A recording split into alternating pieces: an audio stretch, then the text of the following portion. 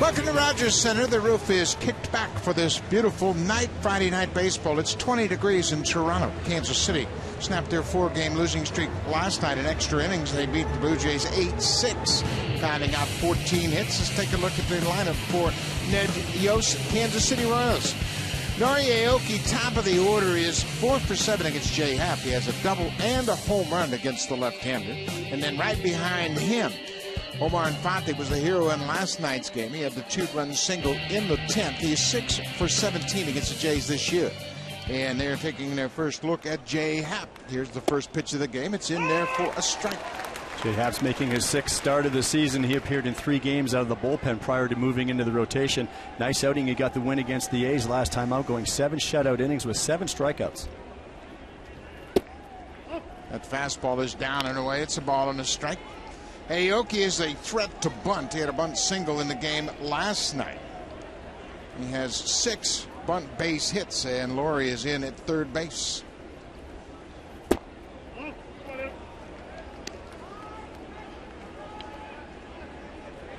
Jay Happ has been very effective with his fastball as a starter. As Joe mentioned, this is his 6th start of the season.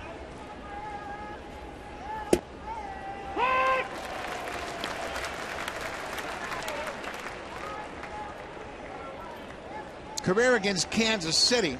He's got a 2-run record. This is his 4th career start against the Royals.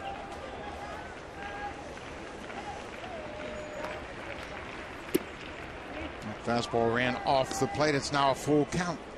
Saw Aoki do this last night to R.A. Dickey. Several pitches. He battled him, fouled him off. Second baseman Omar Infante will be next. Aoki had a 10-pitch at bat to start the game last night.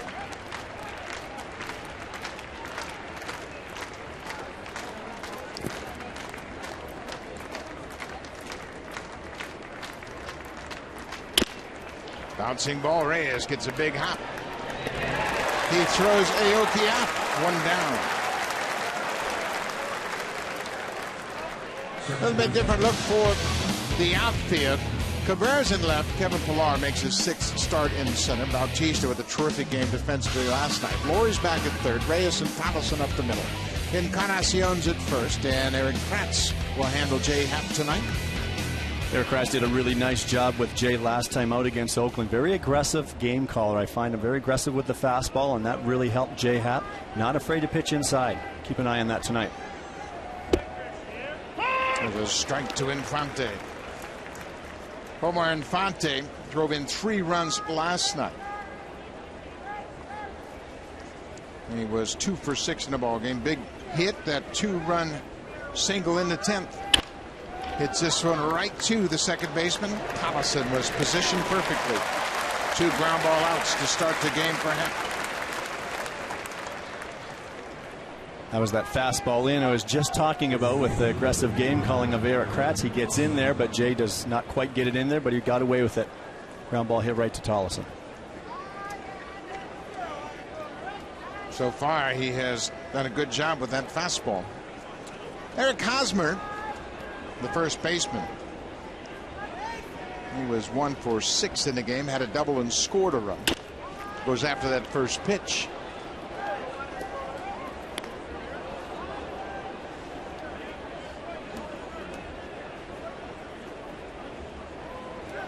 Kevin Seitzer, I'm talking with Burley and Josh Tolley. A lot of little discussions going on early in this game. You saw John Gibbons over talking to Anthony Gose.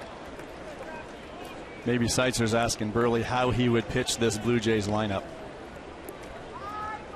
Never hurts to gather as much information as you can. Or they might be talking about where they're going fishing next time. Look out, that bat goes behind the Royals dugout. And now we got a tug of war. And we've seen this in the past. Jay Happ strikes out Eric Hosmer. 3 up, 3 down.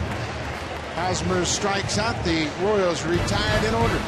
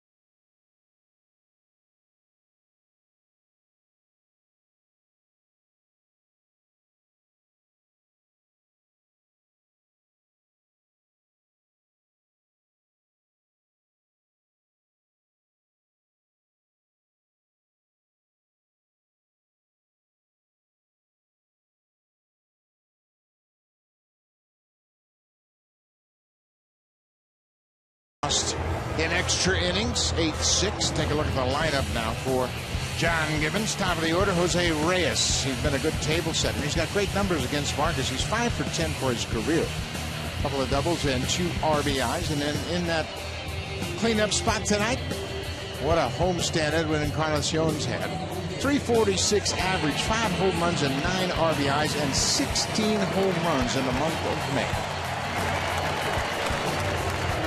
Well, Jason Vargas is making his 12th start of the season. He's been very good for the Royals, with the exception of a couple of outings. Last time out, he did not factor in the decision against the Angels, but went 6 in the 3rd innings. Just 1 earned run, left the game with a 3-0 lead. It was a lead that the bullpen could not hang on to.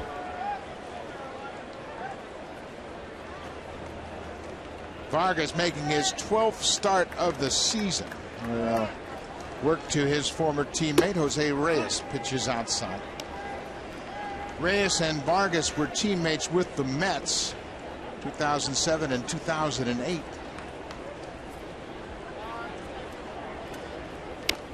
Bunts this one foul over the screen, out of play. Sometimes when you play behind a pitcher, you have a pretty good idea how he wants to pitch, and that might lead to that 5 for 10 record against Vargas.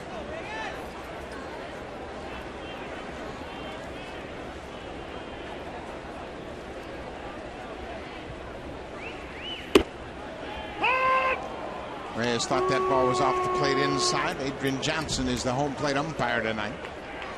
That shows the importance, though, of a left-handed pitcher. Vargas, he's just going to top out around 87, 88 miles per hour, but still the importance of pitching inside. Reyes drills this. This is trouble. Extra bases for Reyes. He's headed for second. Cain plays it off the wall. Here he makes his turn for third. The throw to third is not in time. Jose Reyes with his second triple of the season.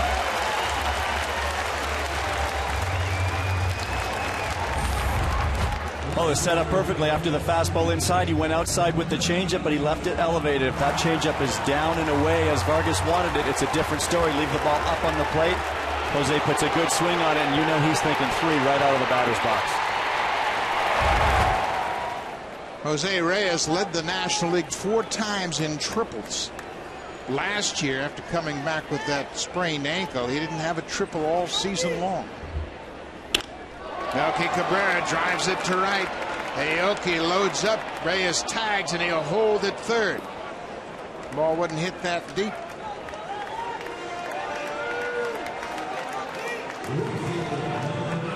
Take a look at the defense behind Jason Vargas. The Gold Glover Alex Gordon is in left. Speedster Lorenzo Cain in center. Aoki is in right. Danny Valencia back in the lineup at third base. He's been bothered by a sprained hand. Escobar and Infante up the middle. Eric Hosmer won a Gold Glove last year, as did the catcher Sal Perez. Valencia coming back from that sprained wrist. He was supposed to start the first game yesterday here in Toronto, but still felt a little soreness during batting practice, so he sat back. He's taken over this job from Mike Moustakas, who's sent down to AAA. Jose Bautista goes after the first pitch. Bautista homered against Vargas back in Kansas City. First time these two clubs met. It was a 2-out first inning home run.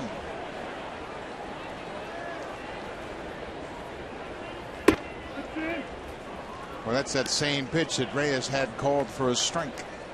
And that's how Vargas pitches. He will go in there. His changeup is a very good changeup. He just did not execute his best one against Reyes, but that's a very good pitch for Vargas.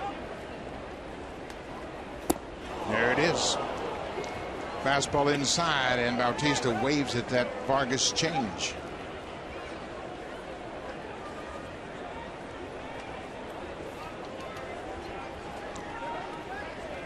This is the 8th career start for Jason Vargas, and that ball is bounced in the dirt.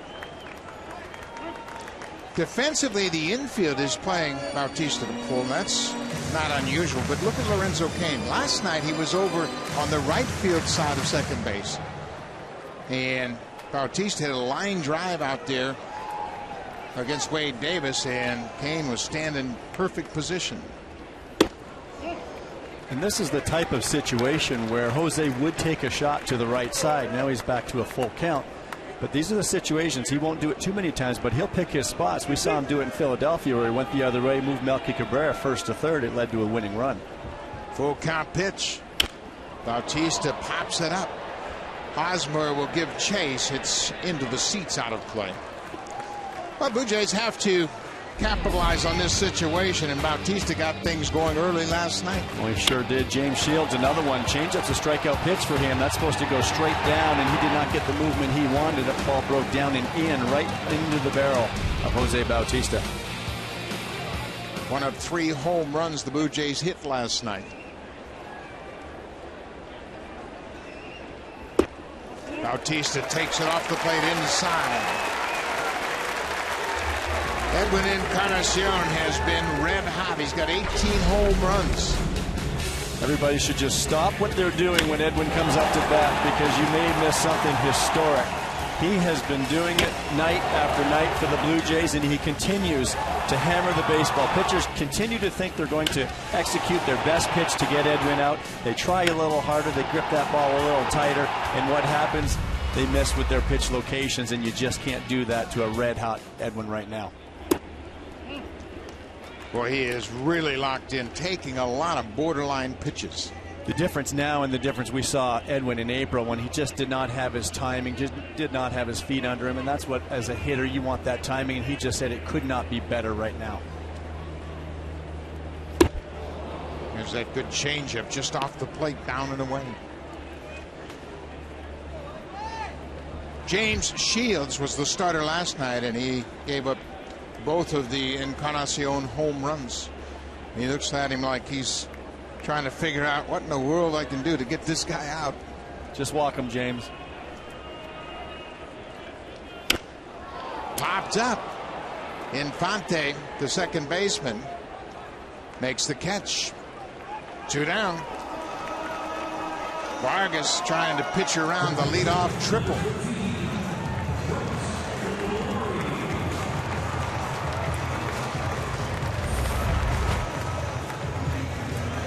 That time he came back with the fastball. Vargas did, and he got in there. And again, it doesn't have to be 95 miles per hour to jam a good hitter.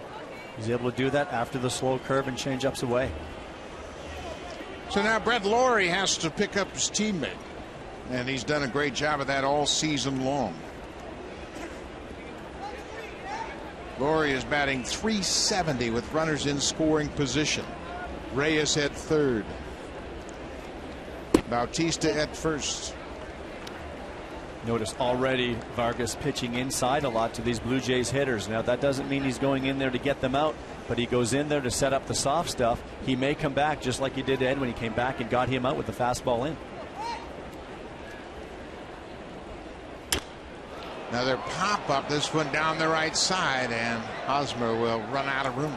And again, he follows the fastball in with the changeup, and that's what a pitcher does. He is really pitching right now, moving both sides of the plate, changing speeds, makes it very difficult for hitters to sit on a particular pitch in a particular location.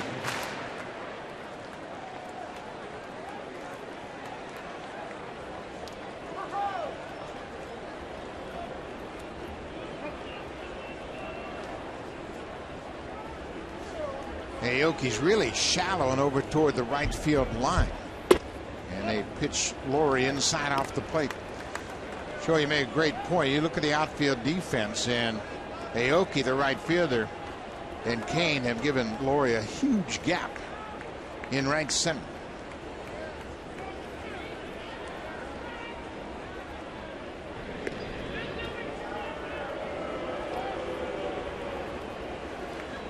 First and third, 2 outs. Reyes with the leadoff triple. Bautista walked.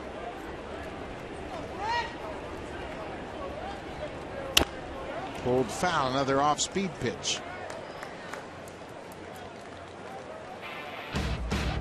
Vargas will go to that changeup with 2 strikes. See the increased percentage right there. Once he gets a hitter with 2 strikes, it's a strikeout pitch for him. It's probably his best pitch. We'll see if he goes to it right here. Again, followed by the curveball. He may stay hard first, but he could come back to it. Or he fights it off and stays alive. Now we saw the breaking ball. Now he tries to come in with the fastball. This is a good time. Talk about that graphic right there. Increased use of a changeup with 2 strikes. When the situation dictates, I think the situation has been dictated right now after that fastball inside that Laurie just fought off. 2 balls, 2 strikes. This is popped up and playable. Aoki was shaded over near the foul line. He gets there, and the Blue Jays can't cash in on the leadoff triple by Reyes. We played an inning. It's a scoreless game.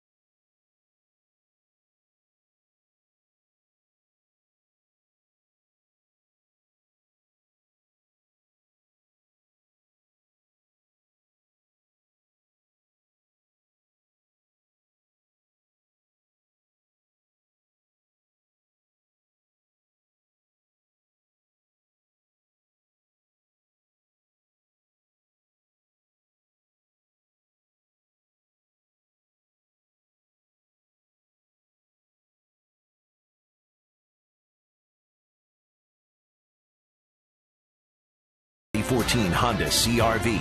Honda, proud to be the official vehicle of the Toronto Blue Jays, and by Home Hardware, homeowners helping homeowners with expert advice. Beautiful night in Toronto. Trees are starting to look like they're ready for summer. Things have warmed up considerably. It's 20 degrees here in Toronto to start this ball game. Billy Butler, the DH and the cleanup batter. Butler went 2 for 6 with an RBI last night. He would have been 3 for 6 had it not been for a terrific defensive play by Jose Bautista, who threw him out at first in the 9th inning.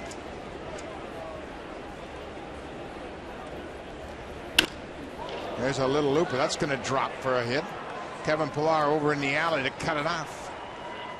Billy Butler with his 3rd hit of the series, a leadoff single off Happ. Didn't have to worry about getting thrown out at first base on that one. If you saw him around the batting cage this afternoon, and oh, he was upset about that. A hitter lines the ball into the outfield. You want to get a hit. Hit it so sharply. It was a 1-hop line drive to Bautista, and you could see it slowly developing. Bautista picked up his 4th outfield assist with that great play. Alex Gordon. Well, he had a big hit last night.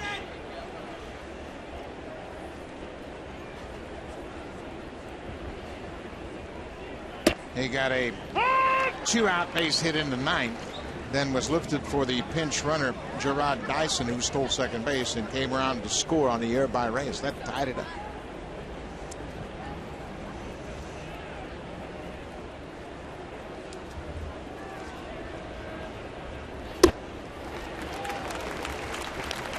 Happ ahead quickly, 0-2.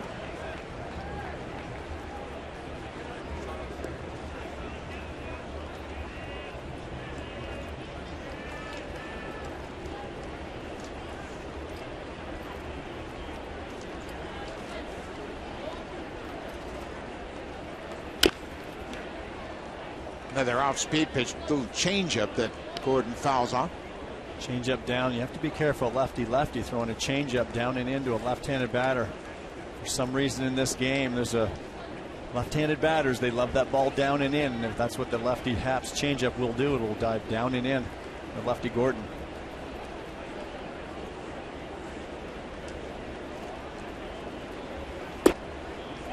Missed the outside corner.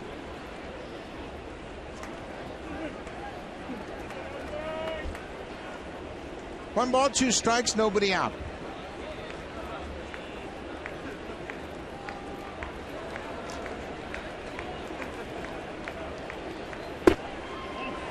Pretty good pitch. He didn't get the call.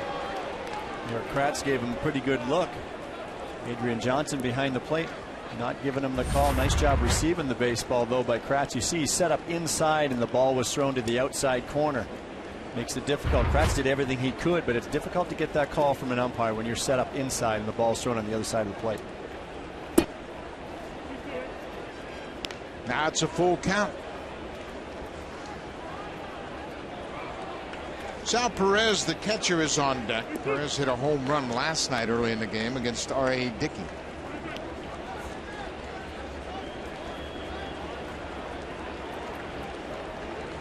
Butler is not running, and Gordon will take ball 4. So the first 2 reach against Jay Happ here in the second. Jay started pitching out of the bullpen and then moved to the rotation, and after 5 starts he's off to a good start as a rotation member this season. Well, he's been turned into a little bit of a different pitcher. He's been very aggressive with the fastball instead of kind of dilly-dallying with that off speed. He's been very aggressive with the fastball, but he's been locating it. When he locates it, he works ahead in the count and has success. You see that at bat right there. He's not able to find the plate. That's when he can get in trouble. Catcher Sal Perez goes after the first pitch and lifts a fly ball to right. Bautista backing up. Butler tags at second. Gordon will stop because of the throw by Bautista, and that keeps the double play in order. Billy Butler moves up on the fly ball to right.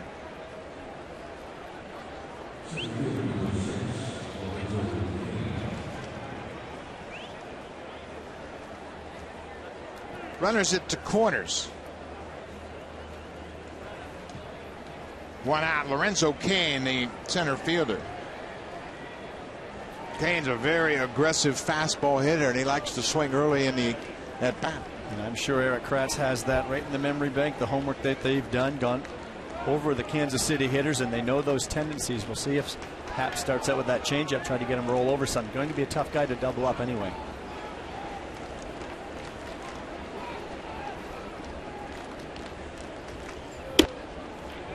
Gets ahead with that fastball, put it in a good spot.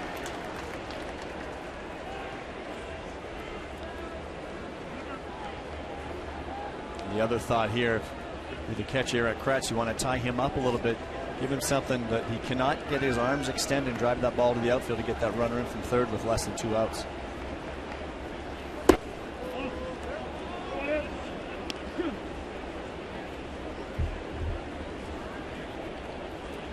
Eric Kratz really trying to establish that fastball inside.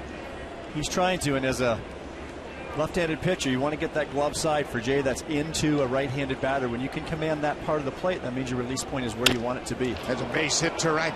Butler's going to come in to score. Gordon goes around second. He's headed for third, and Lorenzo Cain has given the Royals a 1-0 lead.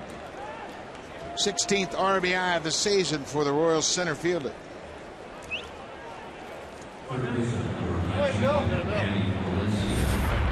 That's why you want to try to tie a hitter up. Kratz here went away thinking trying to get a ground ball pitch with a two-seamer, but Cain just slaps that ball in right field, and that's why when the ball's out over the plate, it doesn't take much. You can just throw your barrel at it, maybe to hit a deep enough fly ball to score that run.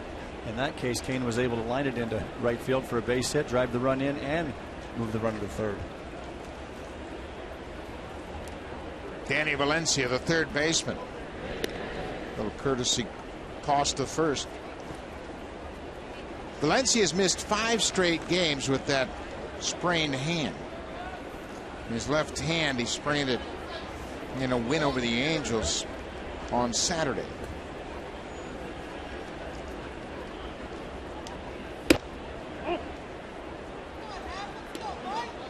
Kansas City did a nice job against Dickey last night, being very patient. They had off a lot of pitches early in the game. Well, they sure did. They made R.A. work, and the more he had to work, I think the more we all saw that knuckleball was dancing around a little bit, but it was dancing around a little too much for R.A., a little uncontrollable. There goes Cain, popped out of play. Lorenzo Cain was off, and he had a good jump. And later in the game, that knuckleball just started sitting up in the zone a little bit more. And anytime a pitcher's ball gets up in the zone, it starts flattening out a little bit. Well, you see him taking off first move right there, and as a base runner, you just hope that either a ball is thrown or that your batter does not swing the bat. He had that base stolen.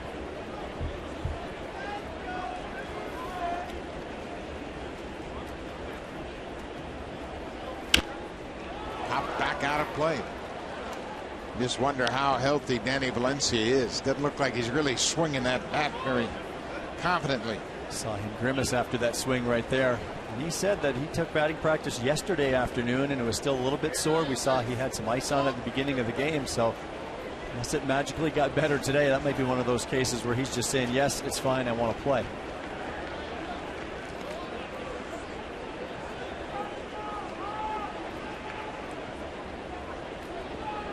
Kansas City leads the American League with 46 steals, and Jay Happ's got to make sure that he mixes up his release timing. Strike three come. Valencia couldn't pull the trigger. Looks like Valencia may have been looking for something off speed right there.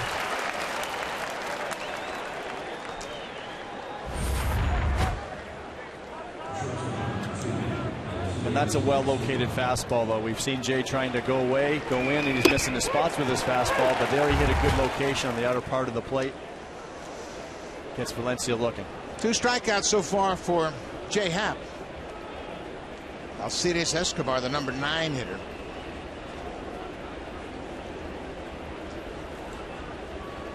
Escobar had a 3-hit game last night. He's not fared well against Jay Happ. He's just 1 for 12 against Happ. Kansas City has scored first. Lorenzo Cain with an RBI single to right.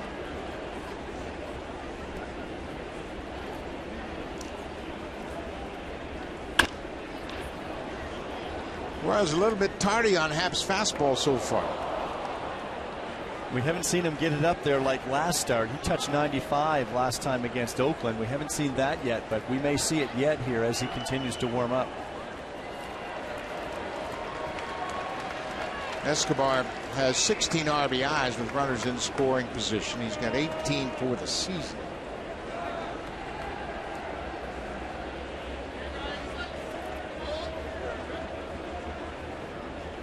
There goes Cain.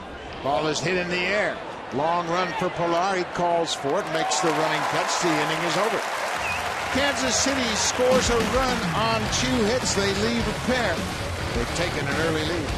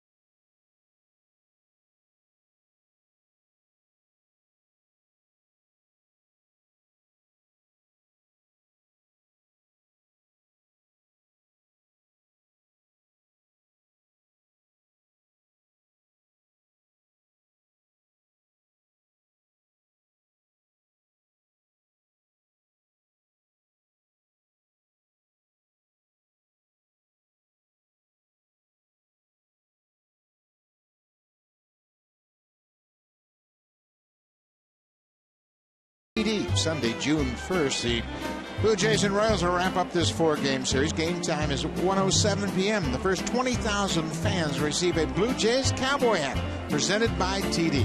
For tickets, call the Blue Jays at 341-1234 or log online at bluejays.com to get your tickets for this Sunday's Blue Jays Cowboy Day. Johnny Navarro is the DH tonight. Switch hitter. Batting right-handed against Vargas. Navarro gets the nod tonight as the DH with Kratz catching.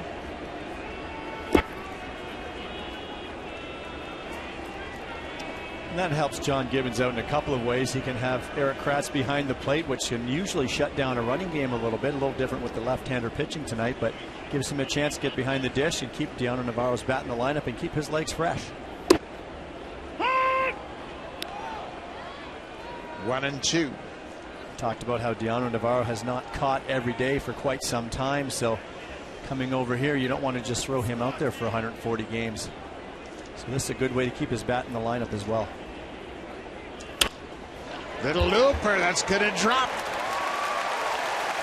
Navarro just fought off that changeup down and away and served it into center. Leadoff single here in the second.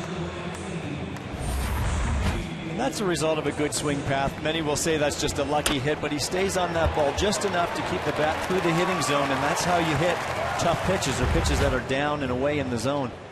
For a pull-type hitter that pulls off that ball, you don't get that result. So good for Diano to stand on that ball, and he's able to throw a little base hit out there. Steve Tollison, the second baseman, goes after the first pitch. I spoke to Tollison about working with Kevin Seitzer, and I asked him, had he ever been associated with a hitting coach that is so detailed as Seitzer? He said, not really. A lot of coaches will give you what the guy throws, but Seitzer gives you game plans. He'll give you an idea. Well, you can look for his off-speed pitches, and you got to stay on him in the big part of the field. Or if you want to take a shot at the fastball, just make sure you don't pull off of it.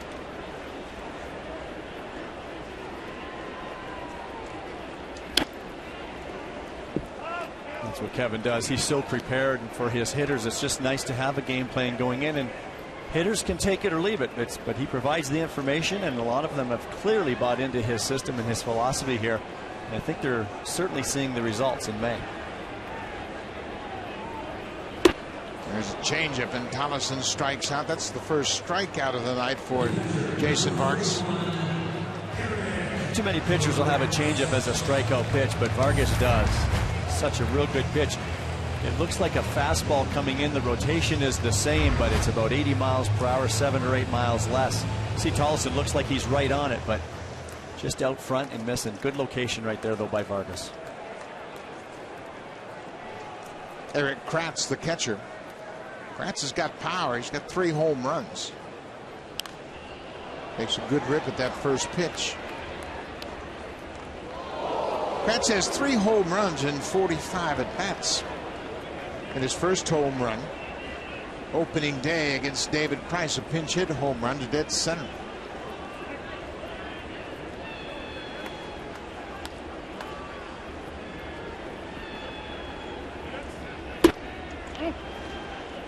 What's your approach to hit a changeup when you know that it's such an important pitch for Justin Vargas? Best idea is get the fastball. Don't miss the fastball. Don't miss the fastball. It's such a good pitch for him, and it's a strikeout pitch, but it looks too like he can throw these pitches any time in the count, and that's why he's such an effective pitcher. When a pitcher has good stuff and he's confident enough to throw those pitches in any count, that's what makes it very difficult. And I'm sure that's what Kevin Seitzer had as some sort of game plan to try to get the fastball early in the count, or sometimes, I mean, with 2 strikes, you can't sit on an off-speed pitch and miss the fastball. So you have to have an approach early in the count. Once you get deep in the count, you just have to look fastball and adjust. Squibbed off the end of the bat. Infante will get over and go to first. Navarro moves to second on the ground out. 2 down.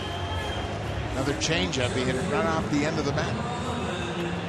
And again, it's more the deception. It looks like a fastball, and that's what a good split finger, good changeup. Pitchers have those good pitches. They look like the fastball. The rotation is the same, so you're out there ready to jump on it as if it is 88 miles per hour, but it's not.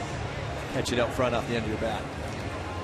Center fielder Kevin Pillar making his 6th start in center field. 2 outs, Navarro at second. I think they're taking your advice, trying to get that fastball before he gets to those change-up counts. And that's a great idea right there by Kevin Pillar. He went up looking for a fastball and got one. The only problem is Jason Vargas located that fastball in the outer third of the plate, and that makes it very difficult to square up. Sometimes you look for a fastball, and because you get it, you go ahead and hack anyway instead of looking in a certain location.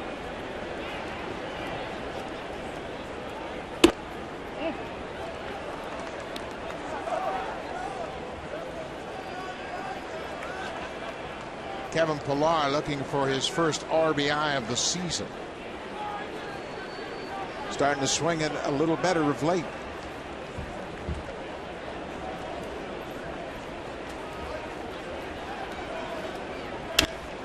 It's just to right. Aoki was over near the line. He is there. The inning is over. The Blue Jays get a leadoff single, and they leave Navarro on base. We'll go to the third. Kansas City has a 1.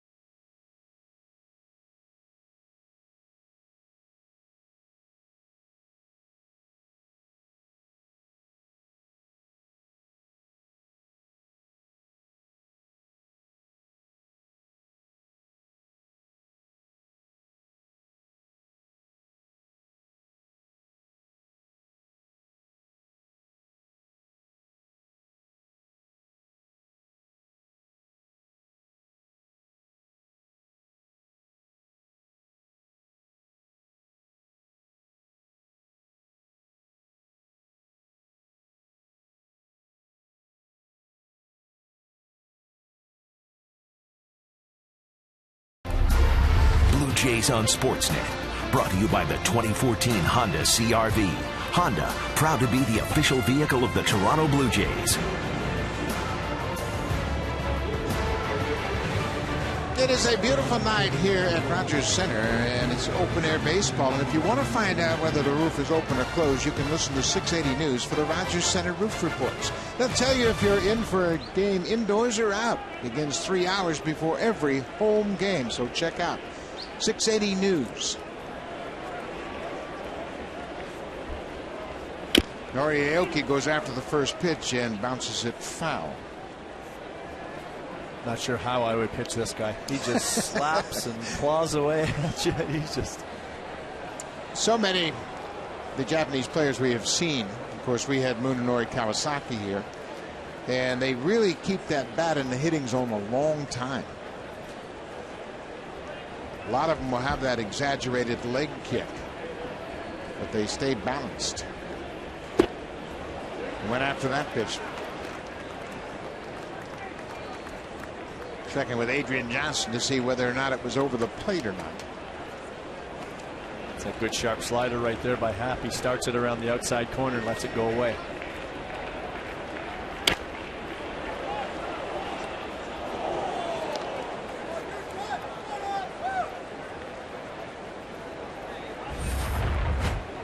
That balance point you talk about, little check step field, ride that leg, ride it, and then you've got to get the foot down, and that's the only thing. Hitters like that are susceptible to off-speed pitches, and the reason they're susceptible is because of their time. When you have a high leg kick as a catcher, I always think more off-speed, because a fastball, they can gauge the speed much more easily, but with the off-speed pitch, whether it's a curve or a slider, that leg's up in the air, and then they got to get it down quickly to get that timing right.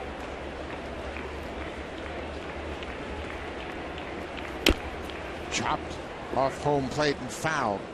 The first time I saw a swing like this with that exaggerated leg kick, it was Sadaharu Oh. He was playing for the Tokyo Giants. They came over and played a bunch of major league teams in spring training, and I was catching behind Oh. And as they call him in Japan, Mr. O had a pretty good swing.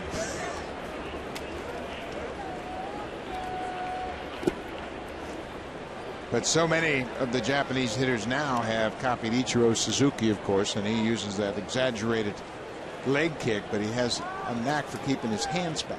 And it looks like they're running out of the batter's box as they're hitting, but they're not. That bat is in the hitting zone, as you said, and they really stay through that baseball. Bounce to Laurie, got a nice big hop. Oakie's retired, one down here in the top of the third.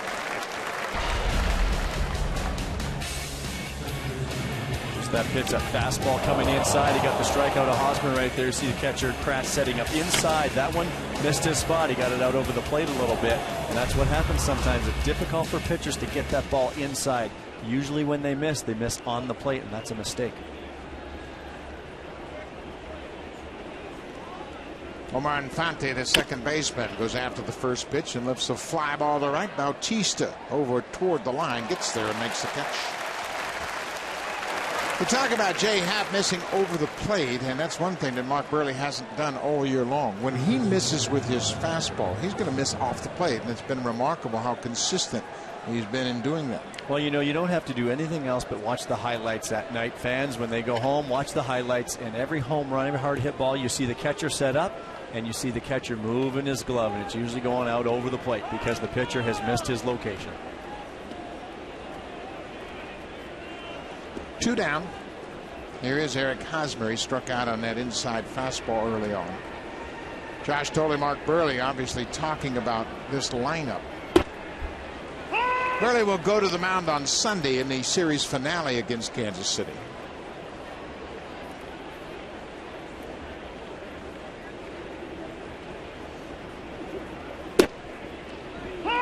Strike 2.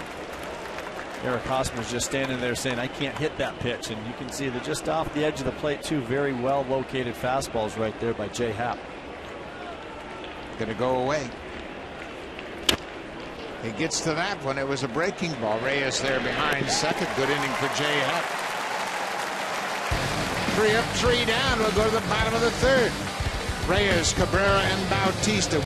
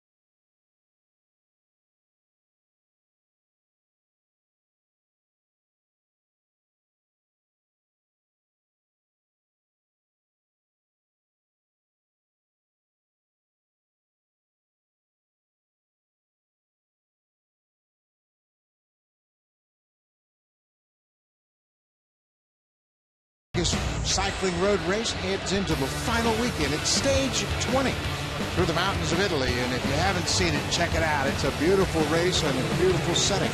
The Giro d'Italia, Saturday at 8:30 a.m. Eastern Time on Sportsnet 1. Pete Walker talking with Jay Happ. I'll be breaking down that last inning.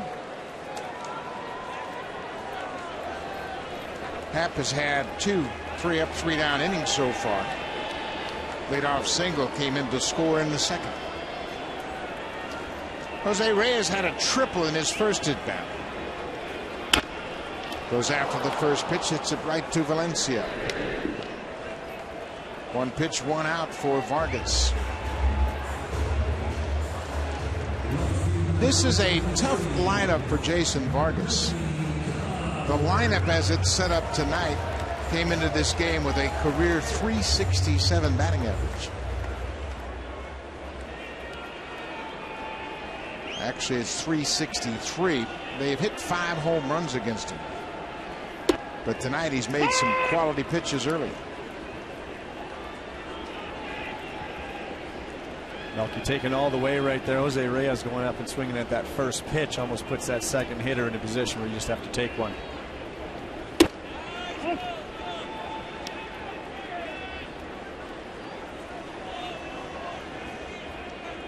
Vargas is now 31 years old. He was drafted originally by the by the Marlins in the 2nd round in 2004. Pitched at Long Beach State. He was a two-way player at Long Beach State. He was a pitcher in the DH, could swing the bat. He hit .354 in a tough conference. It's very impressive, especially in college baseball. A lot of these guys, I'm sure, in high school did it all, but to do it in college, that's a little bit more.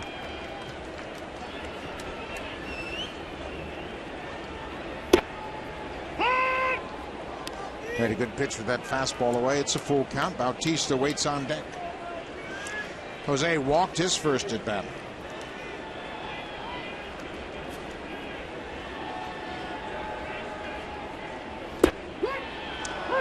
Looked like a cut fastball, ran back over the outer edge, and Cabrera strikes out, caught looking.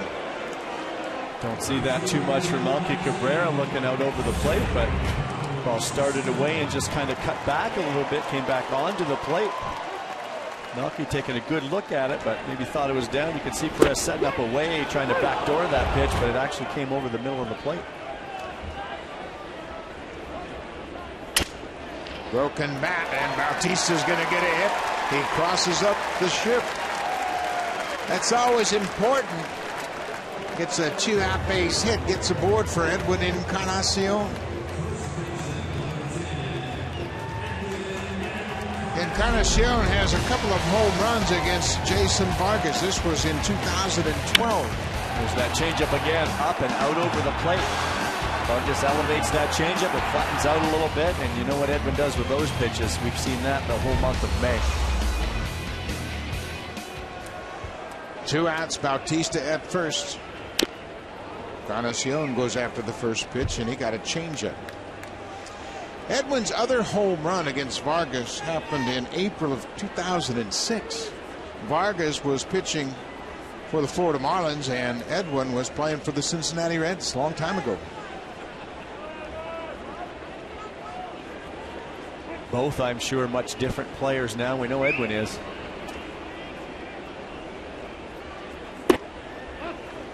Boy, he floated that one up there, just 75 miles an hour. That is a slow curveball, but again, that's what pitchers are trying to do with Edwin. They're trying to make those perfect pitches. They know they really have to bear down against a hitter as hot as Edwin is, trying to make that perfect pitch, but most pitchers have been getting in trouble. Another slow pitch, he lays off. What a week it's been. 5 games, 5 home runs, and it just seems we keep watching him on the highlights every single night. But he's just not missing pitches. He's not just hitting base hits. He's driving him out of the ballpark. He's crushing the ball. I mean, it's got his teammates shaking their heads. But there's not too many people taking bathroom breaks when Edwin's coming up to the plate right now. 2 balls and his strike. 2 outs. Kansas City has a 1-0 lead.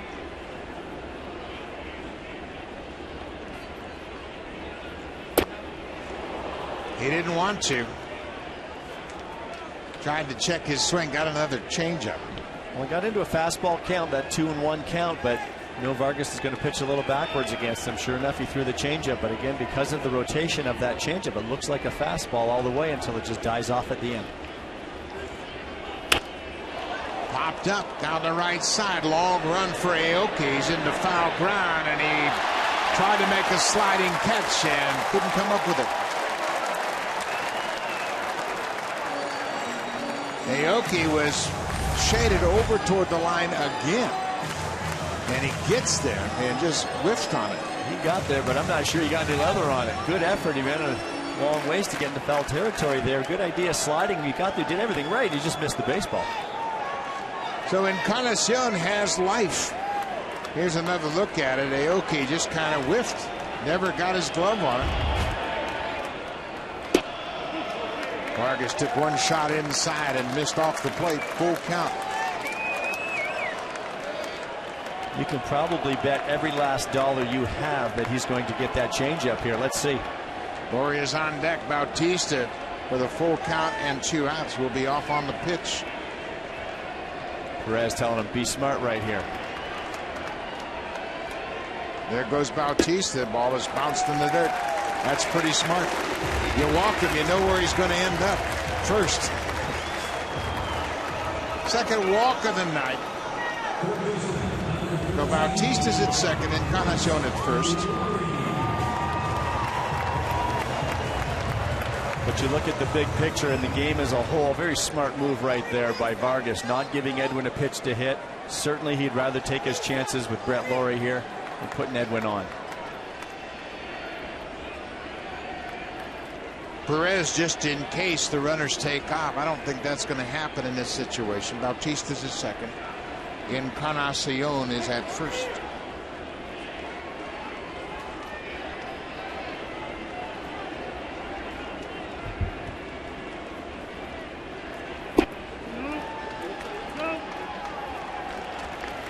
Gabe Morales down at first base and no swing by Lawrie.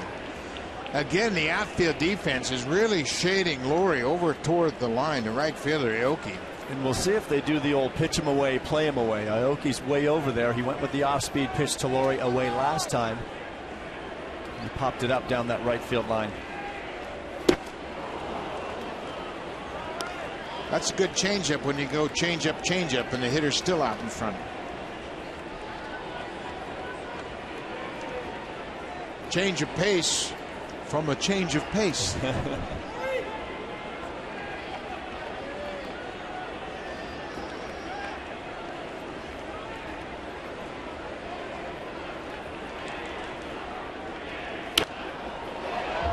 There you see the fastball inside right there. That one was in off the plate, but the ball beat him. Ball's deep on him right there, and that's because of the previous 2 off-speed pitches.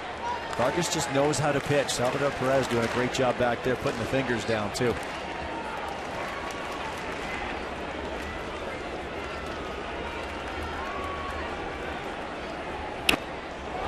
Came back with a fastball again. That's good pitching right there. He threw back-to-back changeups to start this at bat, and then back-to-back fastballs. And coming inside with both of those fastballs, both of those balls getting deep on Brett Lawrie, only at 87 and 89 miles per hour, but that's what happens. And now he's setting them up probably for an off-speed pitch again, but this is the game that goes back and forth right here. There go the runners, an off-speed changeup. Lawrie strikes out. Runners were in motion. Vargas strikes out a pair. Blue Jays strand Chu. We'll head to the 4th.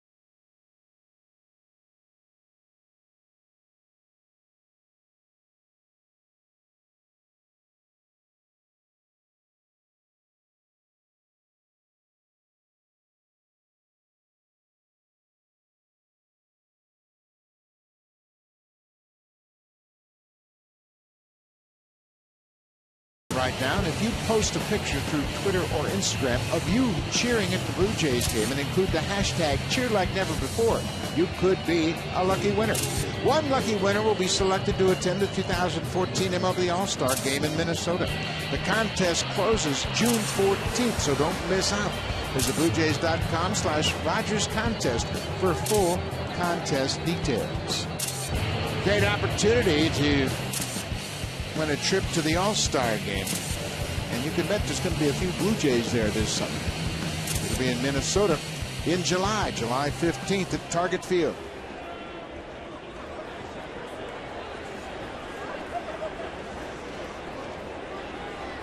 Billy Butler has scored the only run this game. He had a leadoff single in the second. Whoops. Breaking ball slipped out of Happ's hand.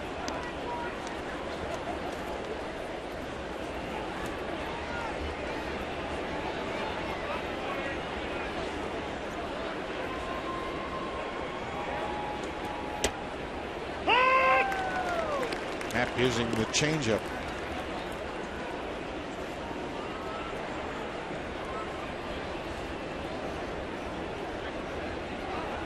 You know, Kratz really presents the glove to the pitcher, gives him a good visual to throw to. Billy Butler hustling down the line. They're not going to throw me out tonight.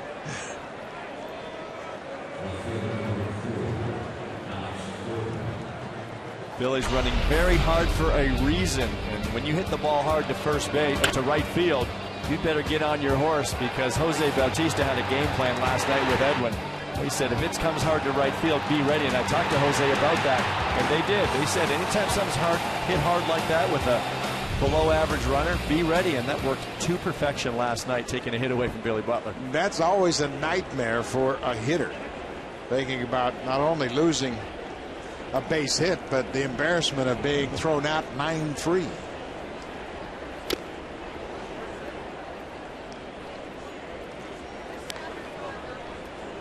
He always had the threat of that with Jesse Barfield in right. Al Cowens was another great right fielder that played for the Royals.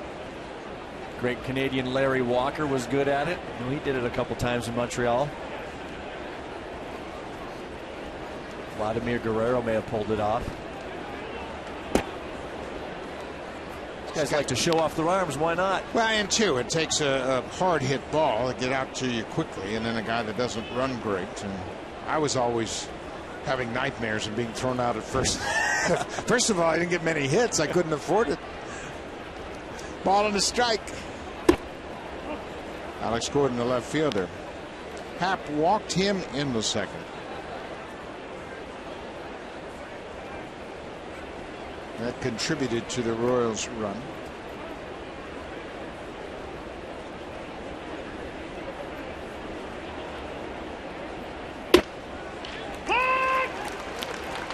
Two balls and two strikes.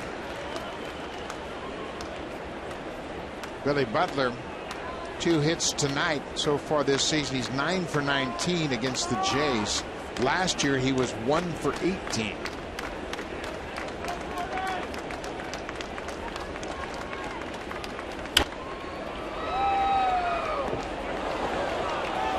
Hitters do make adjustments, and clearly Billy Butler has made one based on the way the Blue Jays have approached him as a hitter. Certainly reaping the rewards this season. He's a good hitter. He has always been a good hitter. He doesn't have a lot of power. He's not your traditional cleanup hitter, but he's been a guy that has been able to put the ball in play.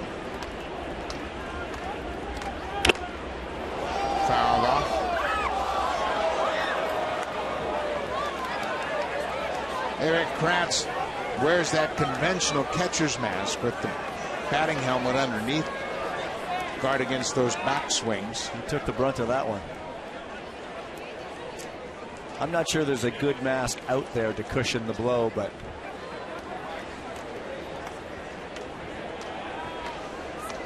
either way, it's a direct hit. It'll jar your head. Well, now it's a full count again. Alex Gordon, we mentioned he walked in his first at bat. Billy Butler was not running on the full count pitch in the second inning. Sal Perez, the catcher, is on deck. He'll follow Gordon. Butler not running. There's a deep drive to right. Bautista back, looking up. This ball is gone. Alex Gordon hits his 4th home run of the season. A 2-run homer, in Kansas City has a 3-0 lead.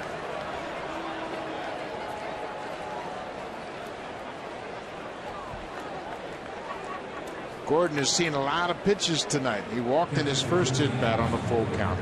Hits a home run on a 3-2 pitch here in the 4th. The more pitches a good hitter sees. You see Eric Kratz wants that ball down and away, and it's up and in. Alex Gordon knew he hit that out right when it left his bat. It's what happens when you miss your location again to a good hitter. Gordon made him pay. So Perez goes after the first pitch and fouls it back.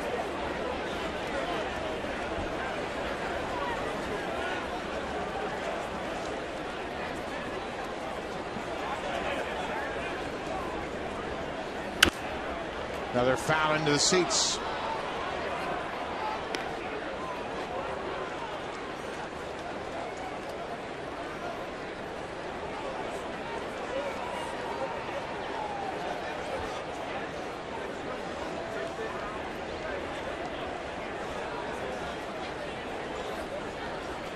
Perez flat out to right his first time up.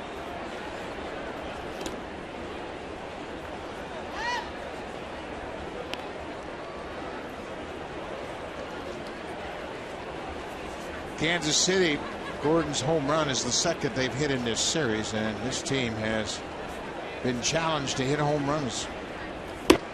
There's a good fastball. Perez is called out. 1 down.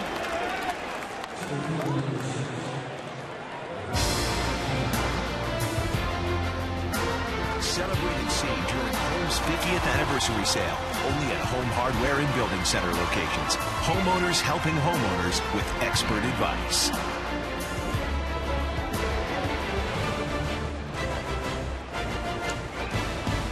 Beautiful afternoon and evening here in Toronto. We're happy to see the weather warm up, get outside and enjoy the beautiful setting. Lorenzo Cain, the center fielder.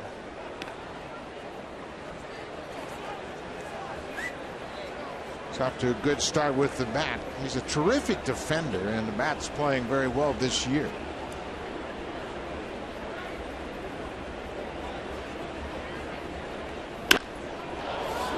Gets underneath this fastball and hits it into left center. Melky Cabrera's over. 2 down.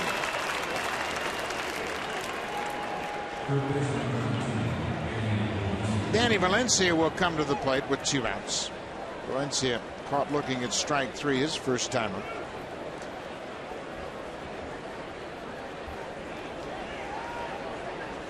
I like that Eric Kratz is sticking with the fastball with Happ. Sometimes you get beat up a little bit, the home run to Gordon, and you abort your plan and you start going to the breaking balls and off speed. But staying aggressive, staying with the game plan.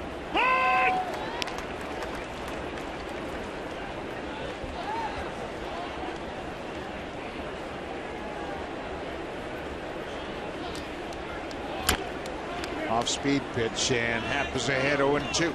And it all starts with fastball command. When Jay Happ is commanding his fastball and hitting his spots, going away, he hits that spot away. Coming in, he hits that spot in. Then you mix in the curveball, the changeup, just like he did right there, and you get the swing. But now it sets up another fastball. I'd be surprised if we don't see a fastball inside right here. Let's see where Eric Kratz goes with this.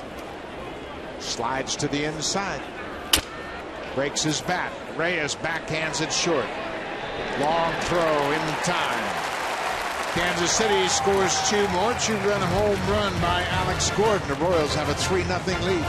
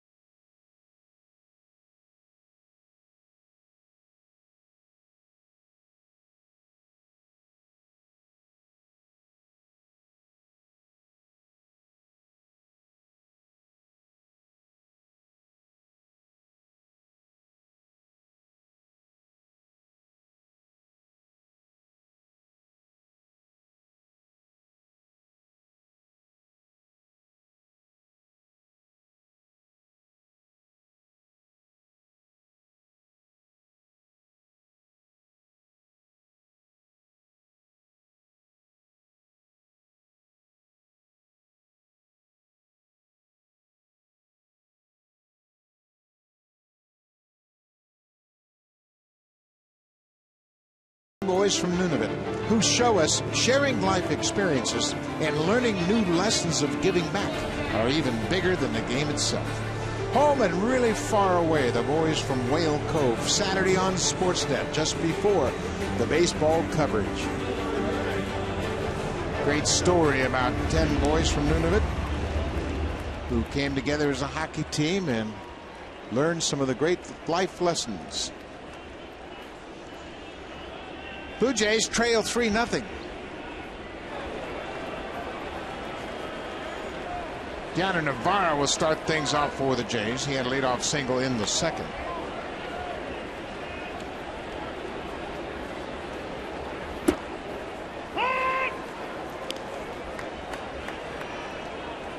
Vargas has worked that fastball inside as a precursor to that changeup down and away. Vargas has been a lot of fun to watch, but just from the broadcast booth, I don't think he'd want to be in the batter's box today.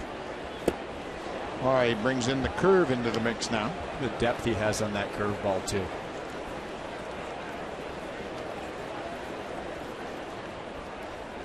Gianni Navarro has taken that brace off his left index finger. He took a bat off that finger a couple nights ago. There's a changeup. Boy, that's a wicked pitch. 4 strikeouts now for Jason Vargas.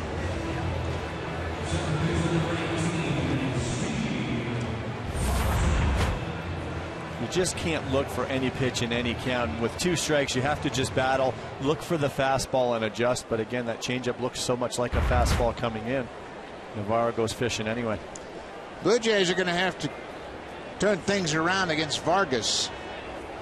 You don't want to have to come back against the Royals bullpen. No, you don't want to be behind when those guys start filing out of there. Got some power arms down there. Wade Davis picked up the win last night out of the bullpen. Collison lines it into center, and Cain's got to play it on a hop. One out single for Steve Collison.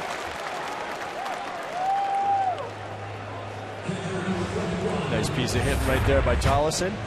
Got his fastball out over the plate, put a good swing on it, stayed right on it, stayed right through. A difficult thing to do when you're not playing every day, too. Steve's getting most of the starts right now against the left-handed starting pitchers, but you're not playing every day. Timing is a huge issue as a hitter.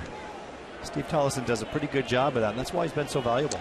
I think the biggest thing you have to do as a part-time player is really focus on the fastball and make sure you don't chase those borderline off-speed pitches. Eric Kratz grounded out to second. Snap throw, and Perez, he'll throw to any base. He's got a cannon for an arm and a quick release. We saw James Shields pick off a couple of Blue Jays base runners last night from the mound, but nothing from Perez back there. But that should put a red flag up right away to all Blue Jays base runners. Shields became the first pitcher all season to pick off 2 in the same game.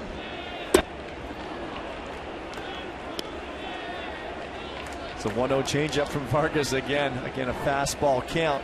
Eric Kratz sitting dead red right there looking for the fastball, but he got the changeup.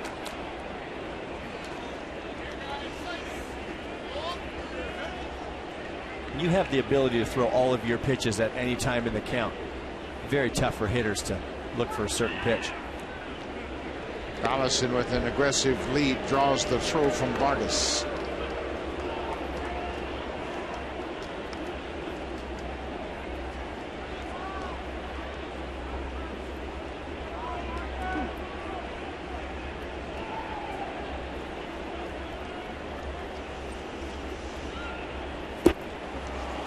Another back-to-back changeup, and I mean that just tells you how good that arm action is. The one thing I would suggest, or I would think that Kevin Seitzer has suggested, is to look for the ball more up in the zone, because it's the changeup that's up that you'll be able to handle. Now, his fastball being 87, 88, if it's elevated a little bit, you can handle that as well. If it was 94, 95, it's tough to get to, but you have to make the ball be up in the zone. Another snap throw to first. This time it's not close.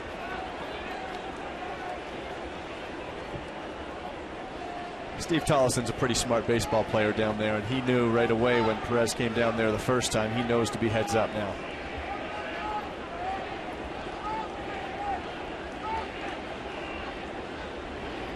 2 balls, 2 strikes. Bounced in the dirt. Another changeup. Kevin Pillar, the number 9 hitter, waits on deck. Vargas has walked 2. He walked Bautista in the first, Encarnacion in the third.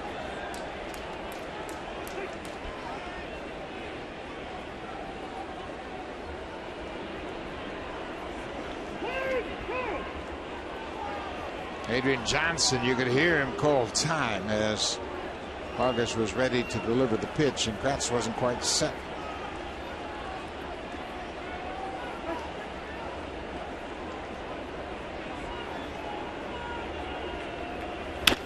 Off the end of the bat, Infante will flip to Escobar, who throws off balance. The timing on that was really thrown off. It looked like Infante had a better shot at going to the bag himself, but he chose to flip to Escobar coming across second base. Well, they should know that they have time with Erik Kratz running. It was a changeup again, got it off the end of the bat. And you have to know your base runner. And as long as you know your base runner, you know that you do have time. Omar Infante fielding that ball not far from the base at all, and you can see, makes you wonder if Escobar just thought he was going to take it himself anyway, so he's laying back. Yeah, he hit that bag with his right foot, and that really threw him off. Kevin Pillar had a good idea, but chased that fastball up and away.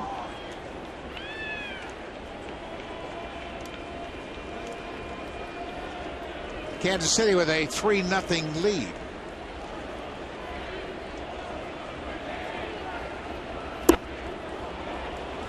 Boy, he's just carving a lineup up with that changeup. He just baits you out there. He just throws it out there just off the edges, down in the zone, just away in the zone. Then he'll sneak one in there at 87, 88 with the fastball. Just really putting on a pitching clinic right here.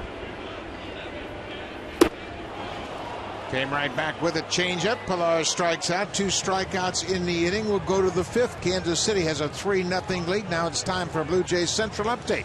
Here's Jamie Campbell and Greg Zahn.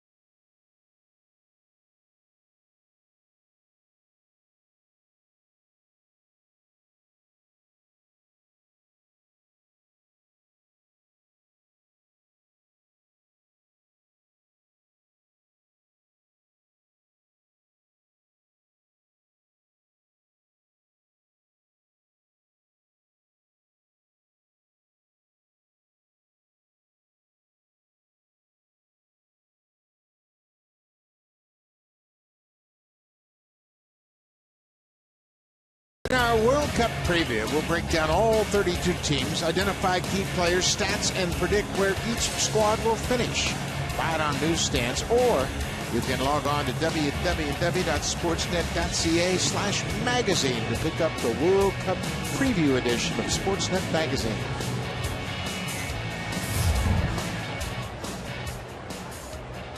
We go to the 5th. Kansas City scored a single run in the 2nd. Lorenzo Cain had an RBI single to right, and then the 2-run home run by Gordon in the 4th. Number 9 hitter is the shortstop, Alcides Escobar. He goes after the first pitch. Kevin Pillar, the center fielder. Boy, he can run him down in center.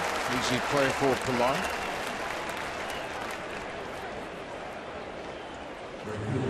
The Blue Jays have put up a 20-8 record this month.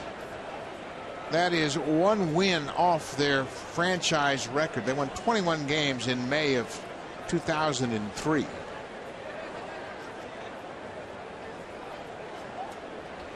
Pretty incredible month of May they have put together. Everything clicking for the ball club. Every aspect of their play has been good.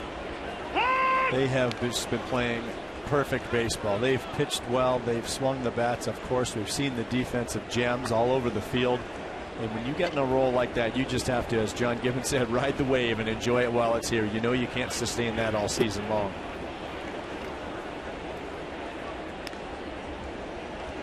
But you get feeling pretty good about yourselves in that clubhouse, and confidence spreads around a little bit, and everybody's feeling pretty good about themselves. So this could be something that hopefully the Jays can continue on.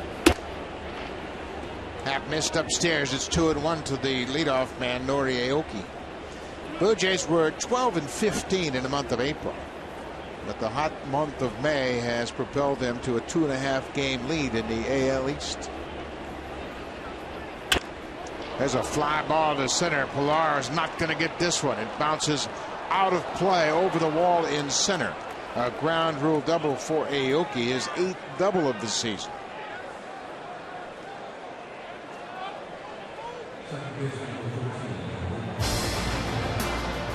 Celebrated save during Home's 50th anniversary sale. Only at Home Hardware and Building Center locations. Homeowners helping homeowners with expert advice.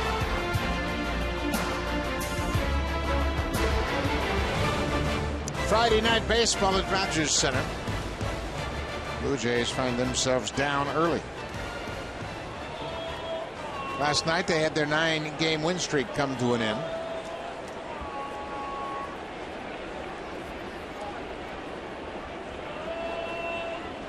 Omar Infante, the second baseman, had a 3 RBI game last night. Game-winning base hit drove in 2 in the 10th.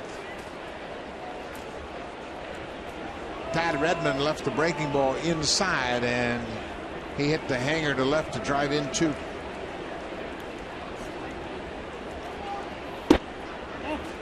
Talked about Omar Infante coming up that last at bat last night with the face guard attached to his helmet. He'd got hit in the face earlier in the year. And just as we were saying, you probably want to keep the ball away from him because he's being very conscious in there. Todd Redmond left a slider that he wanted away on the inner part of the plate.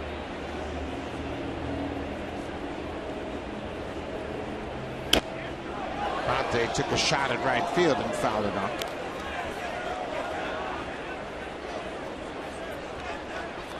Tough loss for the Blue Jays. They were 1 out away from extending their win streak to 10 straight. Reyes committed a throwing error that allowed the tying run to score in the top of the 9th.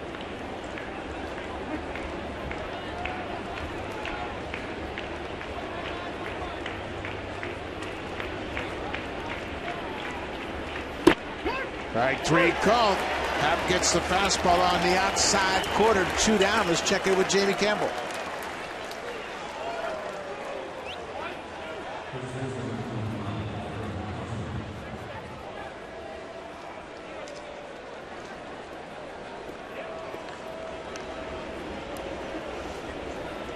Minnesota trying to snap a 2-game losing streak.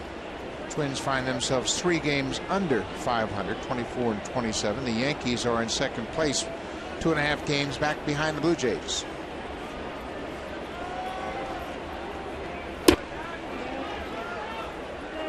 Happ has pitched Hosmer tough so far tonight. Struck him out with an inside fastball and got him to ground out to end the 3rd inning.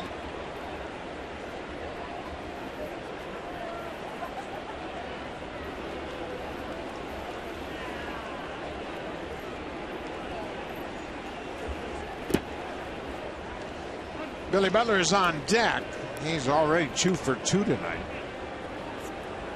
I'm Jay Happ. I'm going after Eric Hosmer right here. You don't want to fool around with him and bring Billy Butler back up. He's swinging a pretty good bat against Blue Jays pitching right now.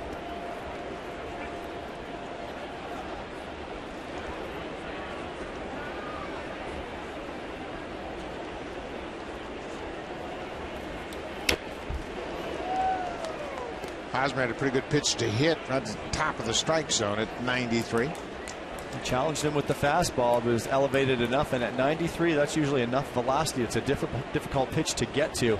Hosmer took a real good hack, though, and fouled it straight back.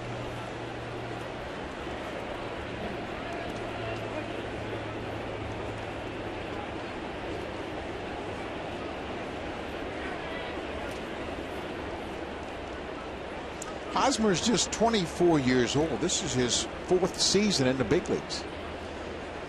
He's really established himself at 300 last year. There goes Aoki. They're not going to cover third. They kept Brett Laurie at his defensive position and conceded third base. Yeah, that's just a matter of priority in this situation. They want to play defense against Hosmer. They feel like Aoki's no better off at third than he was at second. You don't want your defense moving around, and in that situation, you see the catcher Eric Kratz just catch the pitch, give home plate umpire Adrian Johnson a good look. 2-2. Happ knocks it down, and he recovers in time to end the inning. Hosmer hit it hard. Royals strand another base runner. We'll go to the bottom of the 5th, top of the order.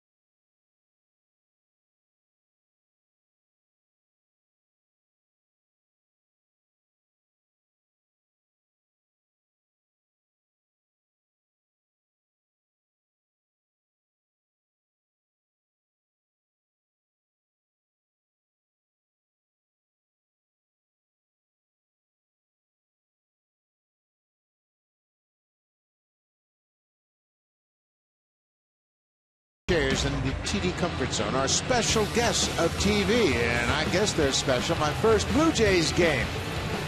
Having a good time. And across the field, well, over in the Jays Care Community Clubhouse, we welcome visitors from the Toronto Foundation for Student Success. That's right, that's you on TV, so make sure you wave. Mom and Dad are watching. Bottom of the 5th. Jason Vargas shutting out the Blue Jays on just 4 hits so far. 3rd time through the order. Reyes tripled in the 1st, but he was stranded at 3rd.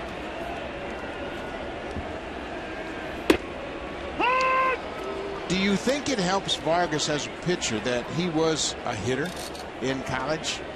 Well, it certainly could, but I just think his stuff is so good. He's had great command, but knowing how to pitch. Reyes drops down on left. Vargas gets on it quickly and throws him out. Reyes trying to get something going, but he didn't get the ball over near the line far enough. You certainly could have a better understanding of what hitters are looking for and in certain counts, but the fact that his stuff is so good and that he can throw these pitches in any count makes him so effective. But yes, absolutely, if you're a former hitter that knows in a fastball count, if you're looking for the heater and you get an off-speed pitch, but what he's so good at is he's able to throw it for strikes, and he's able to throw in good locations. I think the one thing Vargas does is he throws a lot of strikes. Oftentimes pitchers that have never hit think that any strike you throw is going to get hit hard. They realize hitting is difficult. Changeup is lifted in the air down the left side. into the seats. Vargas is quickly ahead of Melky Cabrera, 0-2. I think the Blue Jays have to think about getting on base as Reyes did, not really thinking about hitting a home run. Just get on base, get Vargas out of the stretch, and a couple aboard. Then you can start thinking about leaving the yard. There's a high fly ball to the left. Gordon has room. Makes the catch on the warning track. 2 down.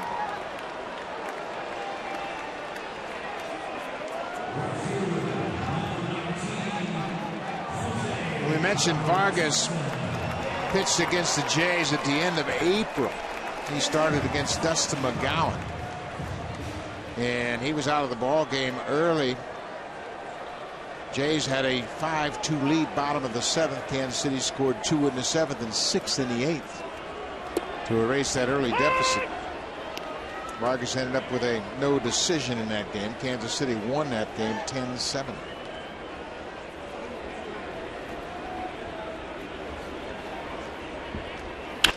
Bautista drives this one deep to right center. Up, and gone.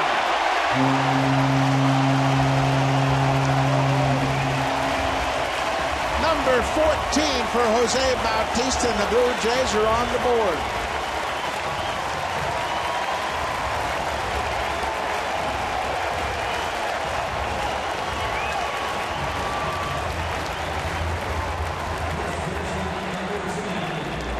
Home run number 80 for the Blue Jays. I think maybe he was just going against the shift here. That ball's out over the plate. You can see he's not trying to do too much with it. He's staying on that ball, up and out over the plate. Not trying to come around that and hook it. But stayed on that ball really well, and that's just tremendous power to go out of the yard opposite field like that. There has been so much said about the shifts this season, but Bautista is such a good hitter and can handle the bat so well. He's neutralized the impact of the shifts. He's shown that if you want to put a shift on me, I will make an adjustment, and that's what teams are finding out. And usually if you hit a base hit to right field right there, that's a great adjustment, but he just took the ball and hit it out of the yard the other way. His other hit, a broken bat single to right, but there was no doubt about that one, to deep right center. His 3rd career home run against Vargas. Now 3-1 to Encarnacion.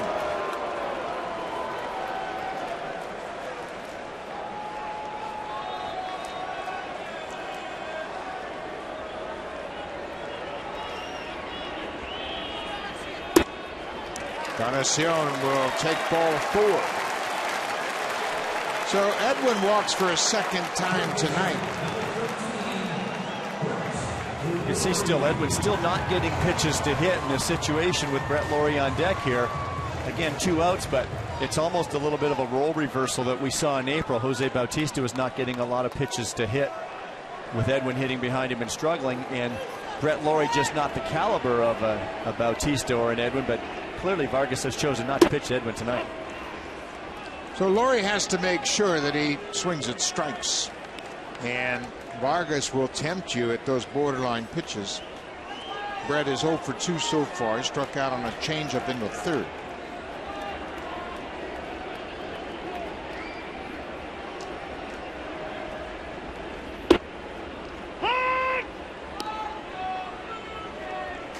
Ball on the strike.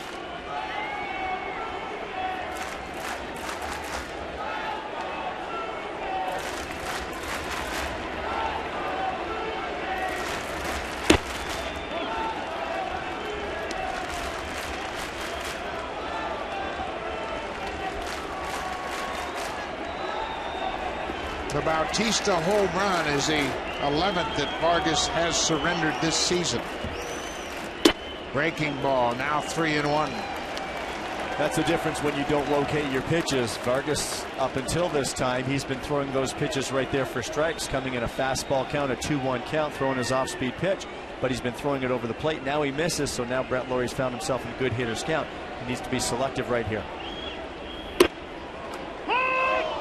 Fastball right in on the inside corner. So Hosmer will back up behind Encarnacion at first. It's a full count with 2 outs.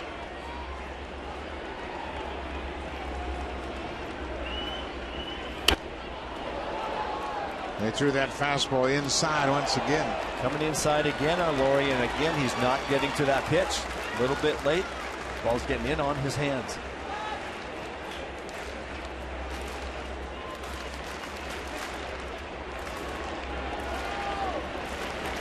We'll do it again. Another 3-2 pitch.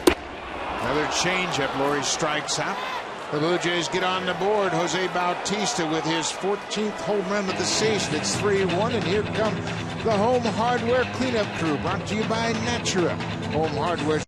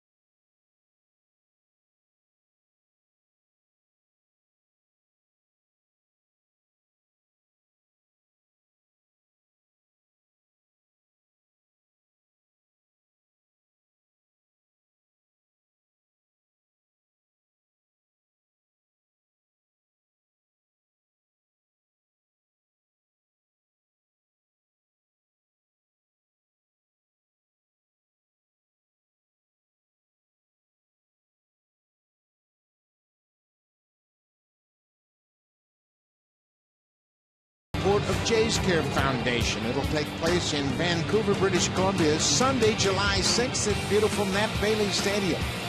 Join Roberto Alomar, Jesse Barfield, Boyd Mosby, Homer Bush, and Devon White. You can take batting practice with some of the Blue Jays legends. For more information, log on to bluejays.com/JaysCare. The Roberto Alomar and Friends Charity Home Run Derby.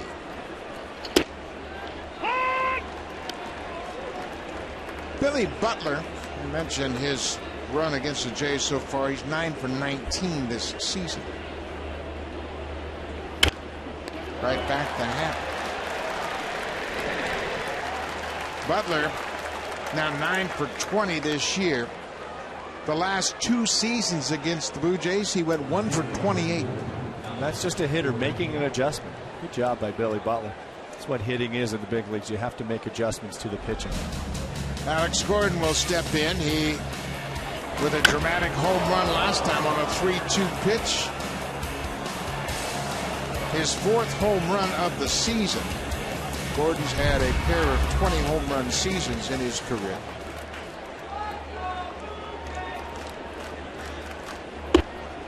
Talk about pitchers missing locations, and that's what happens. And if you do it against hitters that can hit the ball out of the ballpark, we've been watching Edwin doing it for the whole month of May.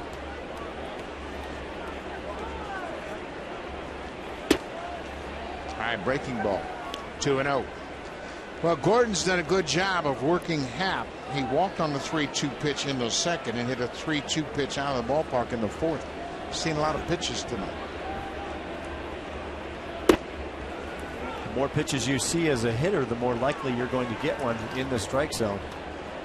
It's good to hit. That's what good hitters will do. They're not afraid to hit behind in the count either. Good hitters are not afraid to even be behind 0-1 to start a count. It's not a big deal to them because they feel confident in their abilities to attack a pitcher even after falling behind. Gordon, second walk of the night. Man at first, 1 out. Let's check in with Jamie Campbell.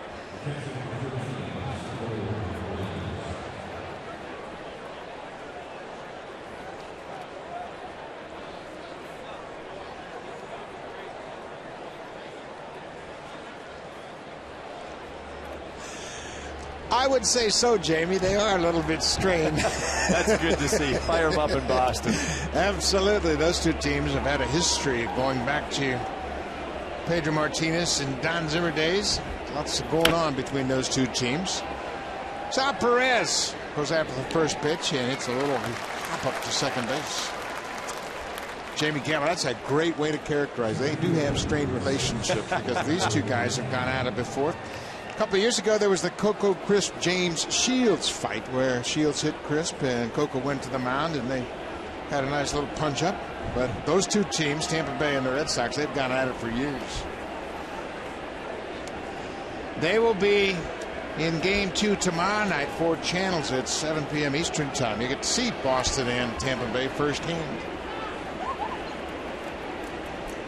2 outs. There goes the runner, and the throw is up and away. Encarnacion came after the pickoff throw, which he's supposed to do. But Jay Happ let it fly, and Edwin couldn't make a play on him. You get that runner breaking, he clears that base path. Edwin did everything right as soon as the runner took off. You come and get that baseball so you clear a good path, a good throwing line to second base so that you don't hit the runner with your throw. But Jay Happ's throw took Edwin off to his right. No chance to receive that throw. So stolen base credited to Alex Gordon, his 3rd of the season. Now he's in scoring position. Lorenzo Cain has an RBI single tonight.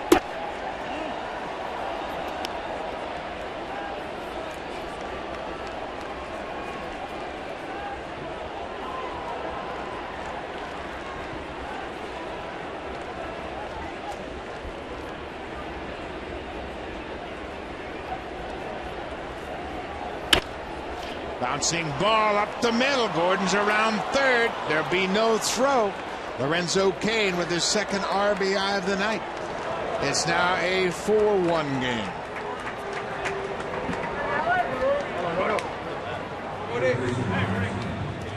That's what that artificial turf will do, is really a routine ground ball, but that ball just accelerated on the turf just enough to get up the middle, right in between Jose Reyes and Steve Tollison, and there's the benefit of stealing a bag. Well, the Blue Jays had Gordon picked off too, and Happ's throw was off target.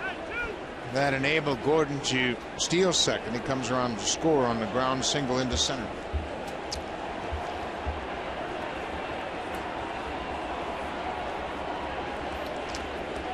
Bottom of the order did damage last night in that ball game. Cain, Escobar, and Pedro Siriaco, the bottom 3 in the order last night, combined for 5 base hits, and they scored 4 runs.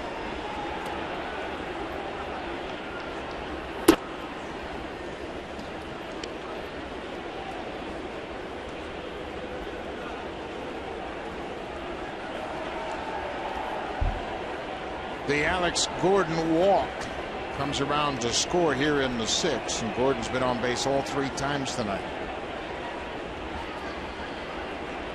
Cain is a threat to run. He is perfect, 6 for 6 in studios this year. And as Gordon did, if Cain's thinking of running, he'll go first move off the lefty Happ. Soon as he lifts his leg, he'll be gone.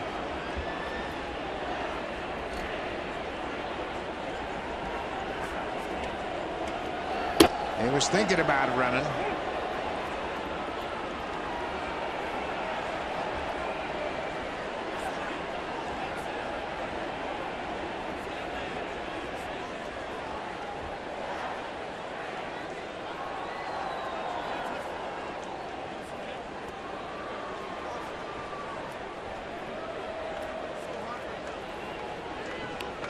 Lorenzo Cain with a pair of RBI singles tonight. He's at first. Danny Valencia, the 3rd baseman, 0 for 2 so far tonight.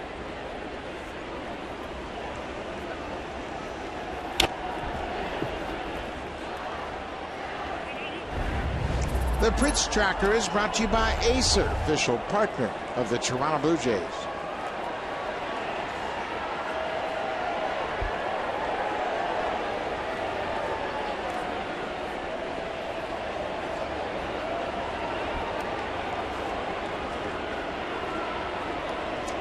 Cain looks like he wants to run right here on this 2-1 count.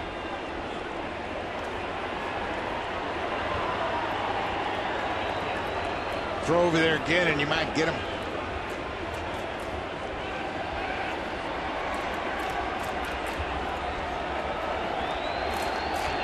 There he goes. Pitch is popped up. That's going to be out of play behind the screen. You'd have had him, Buck, if you were pitching.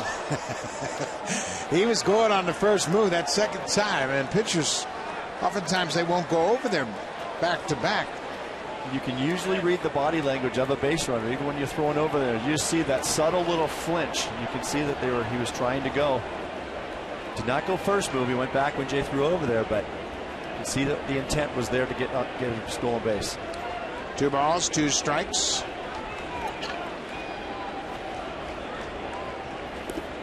Breaking ball smothered by Kratz. It's a full count now. Kansas City has a 4-1 lead. Number 9 hitter Alcides Escobar, if Valencia can keep the inning alive. They're going to hold Cain close at first with 2 outs and a full count.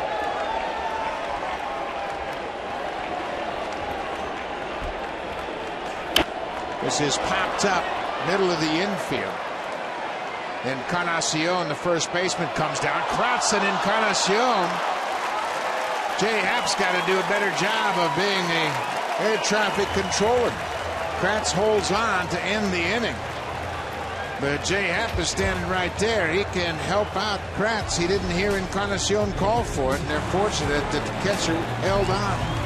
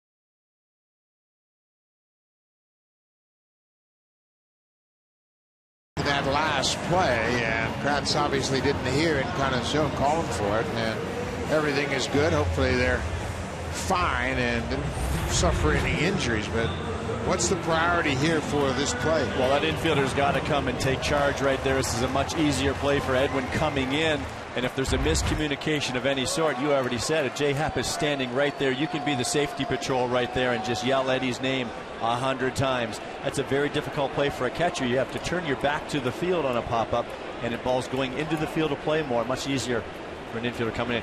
Edwin doesn't want to run into Eric Kratz either. You see him rubbing his arm right there. A couple of big boys colliding. They're fortunate that Kratz was able to hold on to the baseball. Gianna Navarre, 1 for 2, is the DH tonight.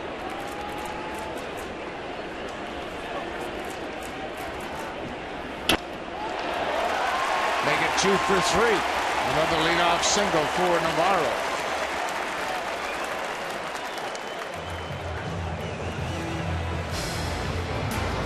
Celebrate and save during Home's 50th anniversary sale. Only at Home Hardware and Building Center locations. Homeowners helping homeowners with expert advice.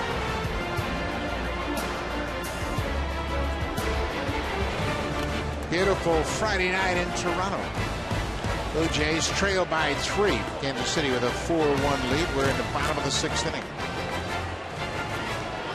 Jose Bautista homered with 2 outs in the 5th, the only Blue Jays run. Steve Tollefson. Vargas has been great on the road this year. He's had 5 quality starts in 5 road outings. His road ERA coming into this game 1.62. There's a fly ball to center, not deep. Cain makes the catch.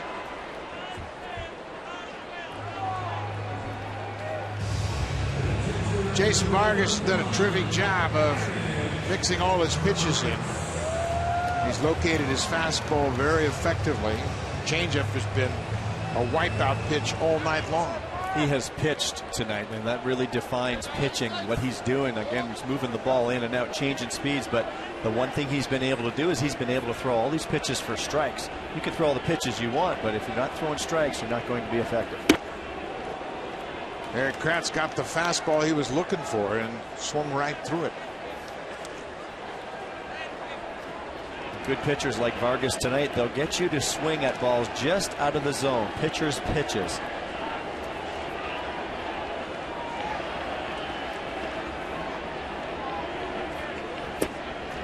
Vargas with 6 strikeouts tonight has extended his streak of 6 or more strikeouts to 5 games. That's the longest such streak he's had in his career. Not overpowering stuff, but boy, does he move it in and out and change speeds, and that's how he gets those swings and misses.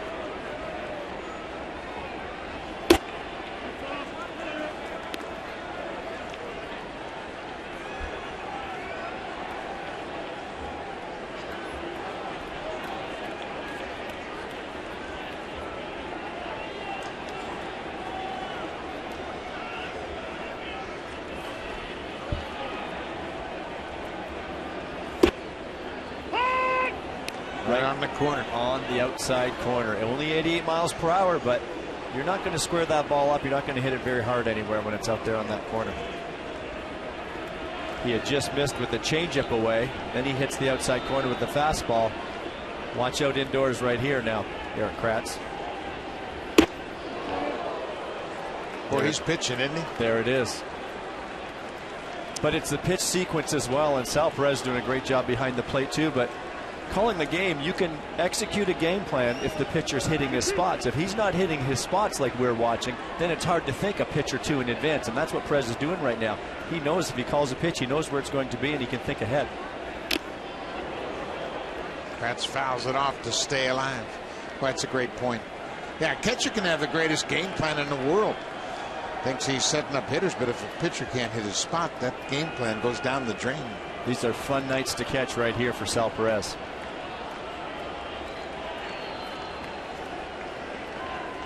Full count, 1 out. Jonner Navarro at first with his 2nd hit of the night. There's a little looper that's got a chance to get down, and it does. Cain plays it on a hop. Kratz stayed with it. Looked like a changeup. He just kind of stayed with it and drove it into center. 2 on, 1 out. This copyrighted telecast is presented by authority of Rogers Blue Jays Baseball Partnership and may not be reproduced or retransmitted in any form. And the accounts and descriptions of this game may not be disseminated without the express written consent of Rogers Blue Jays Baseball Partnership.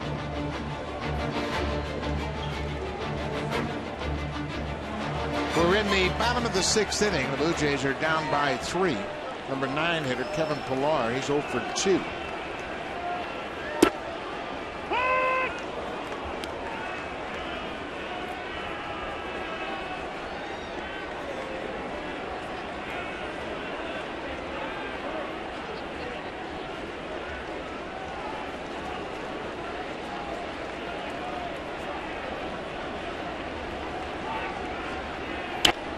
There's a fly ball to right. Aoki is back. Gets there, makes the catch. 2 down. Right-hander Aaron Crow starting to loosen up. throw is one of the hard throwing relievers they have down that pen. This is a very deep bullpen. Very deep bullpen with a lot of power arms down there. Ed Yost has lots of options. His pitching has not been his issue with this club this year.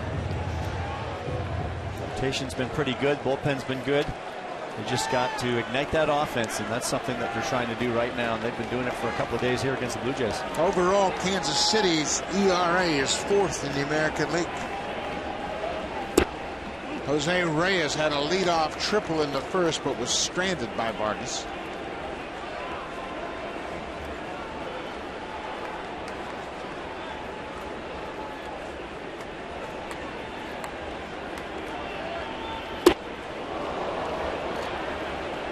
Vargas up over 100 pitches now. Looked like Jose Reyes was trying to tie the game up right there.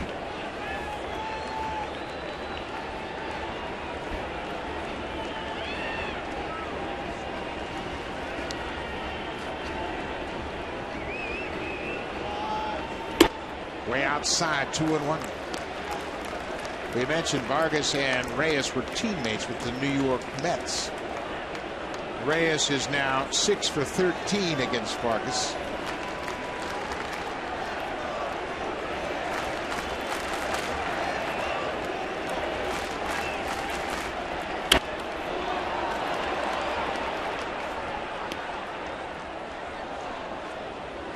Sal Perez had a pickoff play on that last pitch. He was going to second base. He came out of the chute as Reyes fouled that ball off. He was thinking about throwing to second. Infante had broken back toward the bag at second base.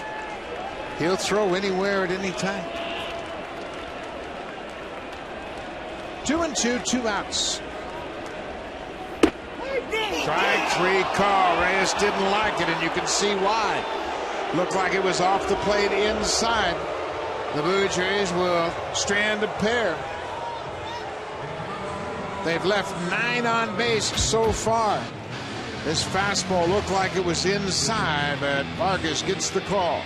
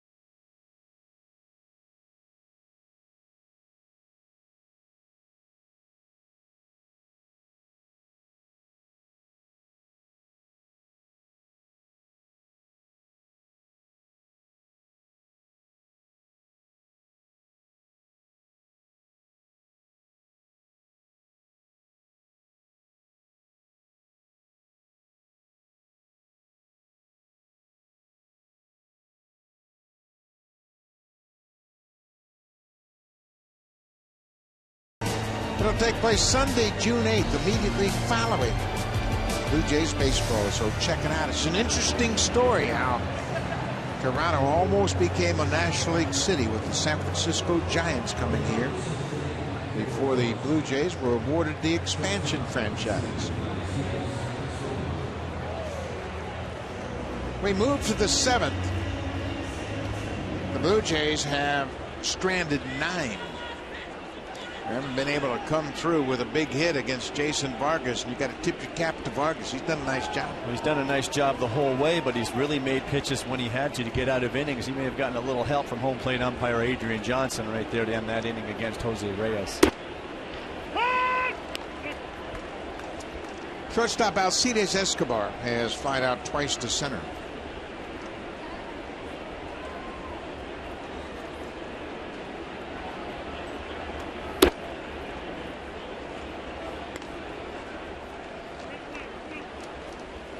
Jay Happ working into the 7th.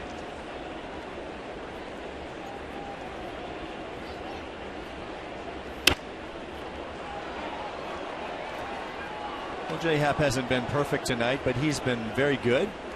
He's been effective. He's kept his team in the ball game here. I think the issue is on the other side in Jason Vargas shutting down the high-octane Blue Jays offense. The only run came on a solo home run by Jose Bautista in the 5th.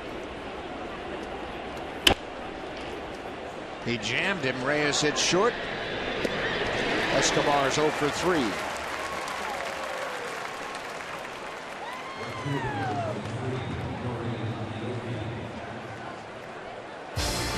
Canon's Best in Glass sales event. Performance cameras and lenses at the season's best prices. Visit canon.ca/bestinglass.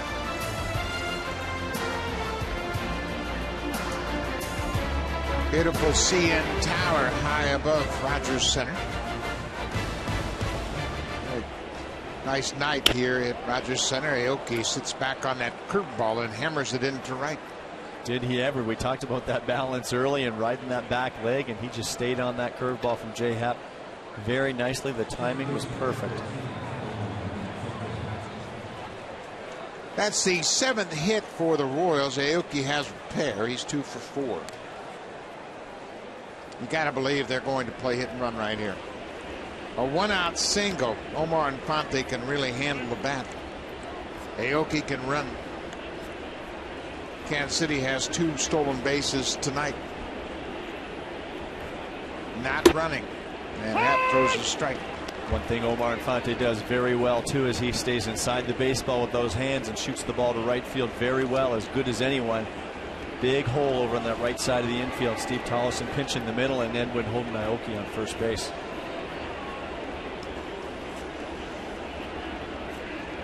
Kansas City now with 2 more steals tonight, have 48 for the season. That leads the American League.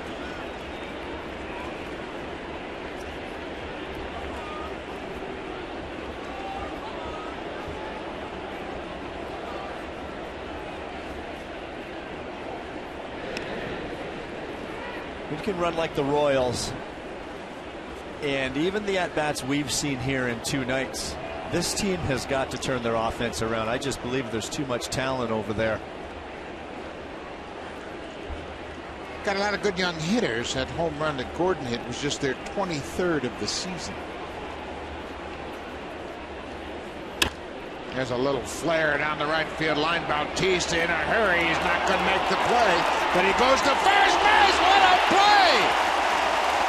For some reason, Infante throws at home plate, and Bautista with another terrific defensive play in right.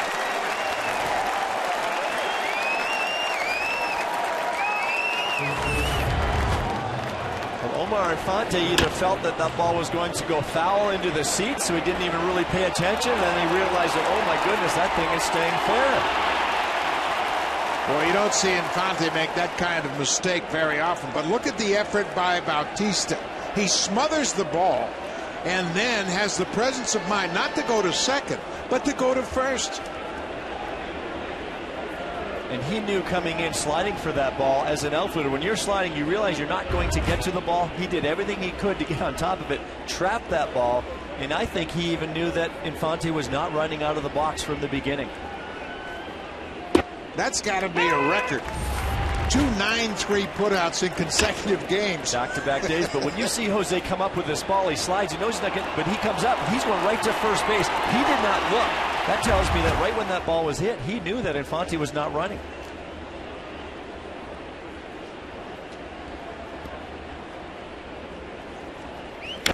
Hosmer with a good rip, 0-2. Boy, what a play by Bautista. I mean, that's a can't teach that. Incredible play. And you know, the base runner Aoki is going to be halfway towards second, and he had to consider that.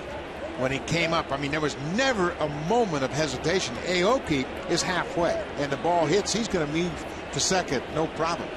But Infante, you don't see him make those types of mistakes. No, when you look at the reaction of Infante right now in that dugout, he can't believe even what he just did. There goes Aoki, and Hosmer strikes out. Bautista may have saved the day with a terrific play in right. Second consecutive game he's thrown out a runner at first. Melky Cabrera will start things off when we come back. Bautista's had a perfect night at the plate. Then Edwin Encarnacion. Blue Jays trail by 3.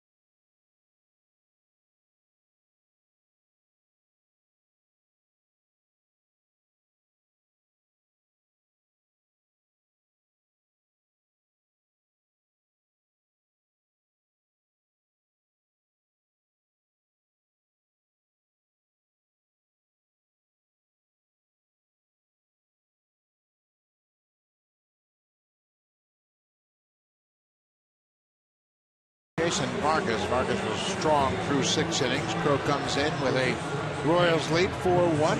He has been outstanding again this season. He's been very good out of that Royals bullpen. 2.49 ERA, just very steady for Ned Yost. Javon Dyson comes into the ball game and takes over in center field. He pushes Lorenzo Cain from center to right. Nori Aoki is out of the game as Dyson takes over in the leadoff spot. Well, Blue Jays got to make something happen here. 2, 3, and 4. Melky Cabrera takes his strike.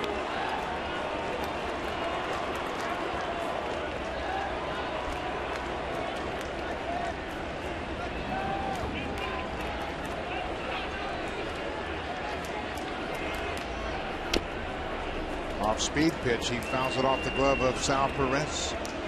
Aaron Crow's interesting in that he was taken in the first round by the Washington Nationals in 2008 as the 9th overall pick and chose not to sign. Stayed back in the draft, and Kansas City took him in the first round. This time 12th overall, and he signed with the Royals in 2009.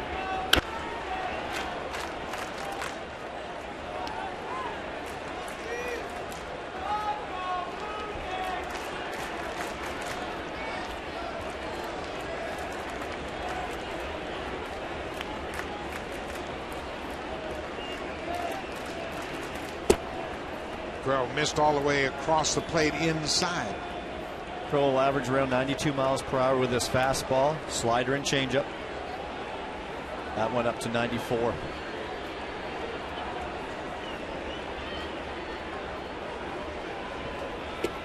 Changeup downstairs. Might be the last time the Blue Jays bat this part of their batting order. We're in the 7th. Melky Cabrera, Jose Bautista, Edwin Encarnacion. Talked about not wanting to get into the Royals bullpen down against this club, but the way Vargas was pitching, I don't think you had a whole lot of choice. Line to Hosmer at first. That'll bring Jose Bautista to the plate. He's been on base 3 times. Now it's time for the play of the game. Brought to you by Hungry Man. Try new pulled pork. This is just such a heads-up play by Bautista. Knowing when Infante thinking the ball was foul, but Jose knowing when he didn't come up with that ball, he trapped it, but right away, no hesitation whatsoever, firing that ball to first base, getting the 9-3 putout for the second night in a row. Just a heads-up play by Jose. Bautista shows bunt and takes one downstairs. Another thing that you have to pay attention to is that Encarnacion went to the bag. He was waiting on Bautista to make that throw. Well, we saw it the night before, and they are aware of that, but that's not the type of play that you would ever do that. And that's really heads up for Edwin, too. Bautista has walked, singled, and homered tonight. He's been on base all 3 times. He's come to the plate. Encarnacion, he's walked twice, officially 0 for 1.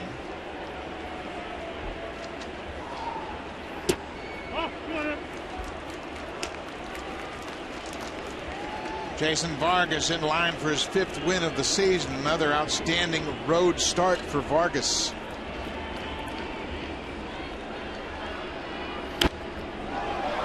Good rip by Bautista. Well, Jose's in a good position now, too, with Edwin heating up the way he has. Hitting in front of Edwin, he's going to get pitches to hit. You can't pitch around everybody. And right now, we saw Jason Vargas tonight clearly wanted no part of Edwin. He was not going to beat him. Ball ran inside. The appeal down to first. No swing. Gabe Morales is at first base tonight. Full count, 1 out.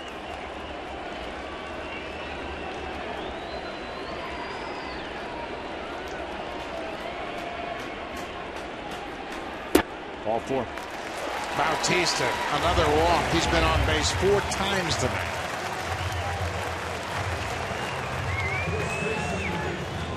Edwin Encarnacion has had a historic month. When you look at the most RBIs in a month, Carlos Delgado in June of 2003 drove in 34.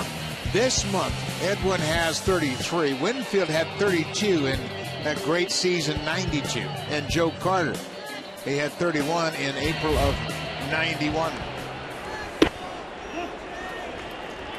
Right up there with some of the Blue Jay greats. What a month. Anytime you're up in that 30 range, Edwin has just been so productive.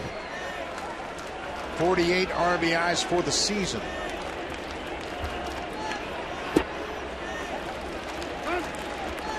Two and 0.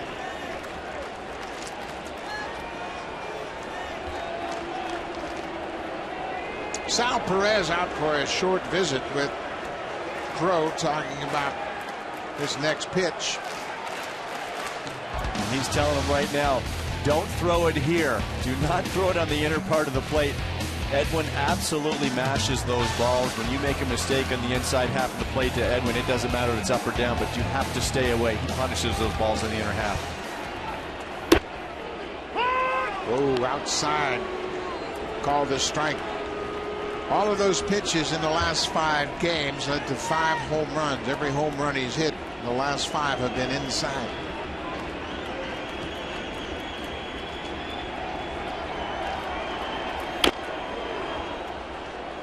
Crow made a mistake, got away with it. He did, and we just talked about it earlier. That's what Edwin's been doing. His pitchers really have to bear down. He's a feared hitter, a feared slugger, and pitchers really try almost too hard.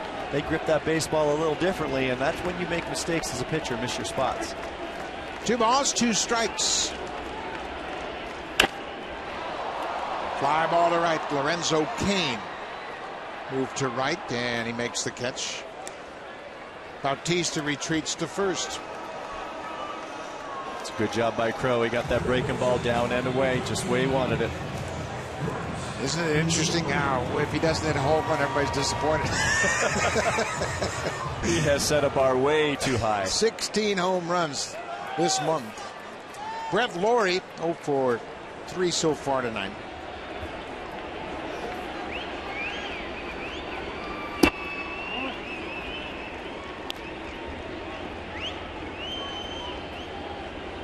The Blue Jays have stranded 9 base runners. They've had a runner on in each inning tonight.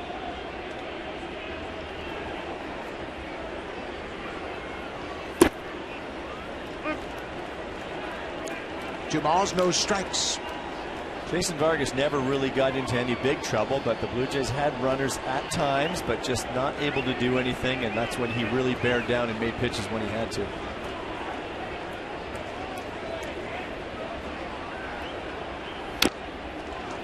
Vargas did a great job right off the bat after Jose Reyes had the leadoff triple.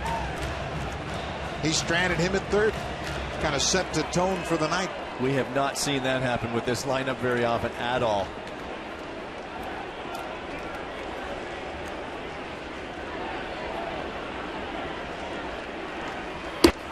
Snap throw to first. Bautista back in with a head first slide.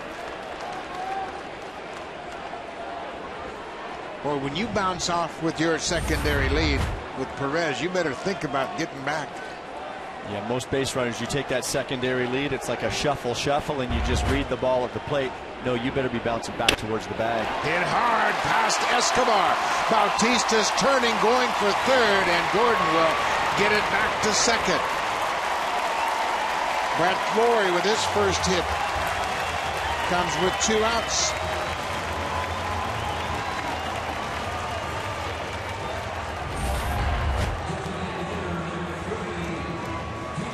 Flory teed off on this pitch. He got a good pitch to hit. Drilled it up the middle, and good job by Jose Bautista going first to third right there. Certainly do not want to get thrown out, make the last out at third base, down a few runs, but he had a good jump, good turn, and smart for the Royals to get that ball into second base. So Bautista's at third base, Lori's at first base. Gianna Navarro is the DH, and he's gone 2 for 3 tonight. Of course, Perez is running this meeting, isn't he? Well, he is, and that's a leader right there. That's a catcher taking charge. We saw him go out to talk to Crow when Edwin came up, and I'm guessing that conversation had a little to do with something. Don't pitch around him too much right here. The worst he does is hit a home run. We're still up 1 run. You don't want to put runners on base late in the game to make it even closer and bring that tying run to the plate. You saw Kelvin Herrera loosening up in the Royals bullpen. Gianna Navarro will turn around and bat left-handed for the first time tonight.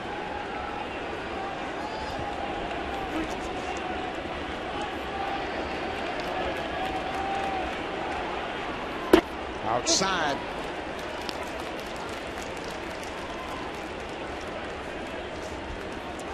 Juan Francisco has grabbed the bat. He's on deck.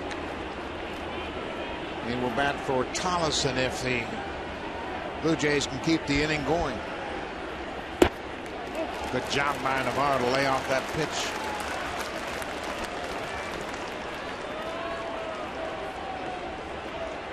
Navarro's actually hit better as a left-handed hitter than a right-handed hitter. 284 batting left-handed opposed to 235 right-handed. He's 2 for 3 so far tonight.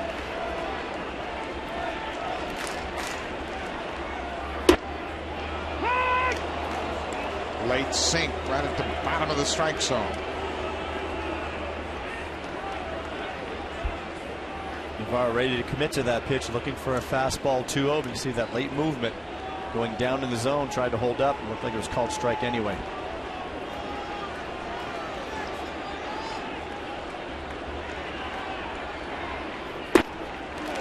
Three and one.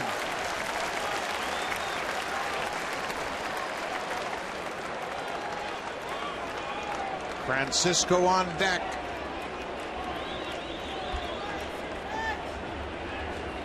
Francisco will face a righty. Crow is out there, Herrera in the bullpen. There's no lefty out there. Ball is hit to center field. Dyson's got good speed. He gets back and makes a running catch to end the inning. The Blue Jays leave 2 more. They've stranded 11 tonight.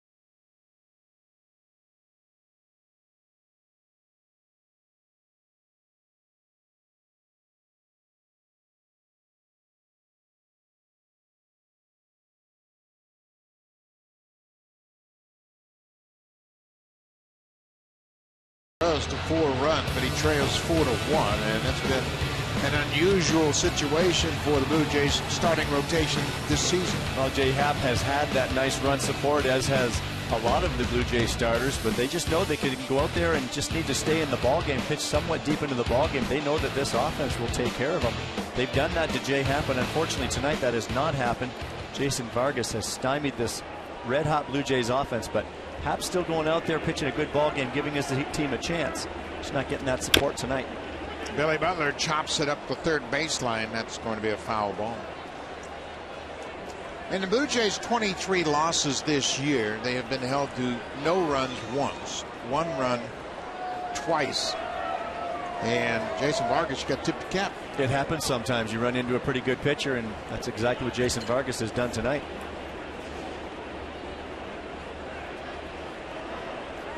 Billy Butler's had a good night at the plate. He's 2 for 3 and scored a pair of runs. There's a liner to left. That's his 3rd hit of the night. The good fortune for the Blue Jays is the fact that he's led off 4 times tonight.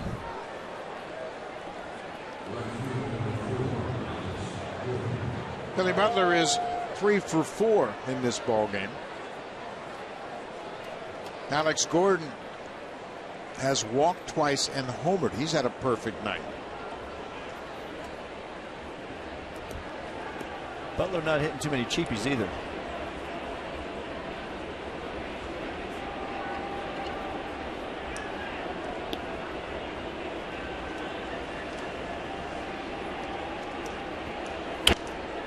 Alex Gordon goes after the first pitch and fouls it back.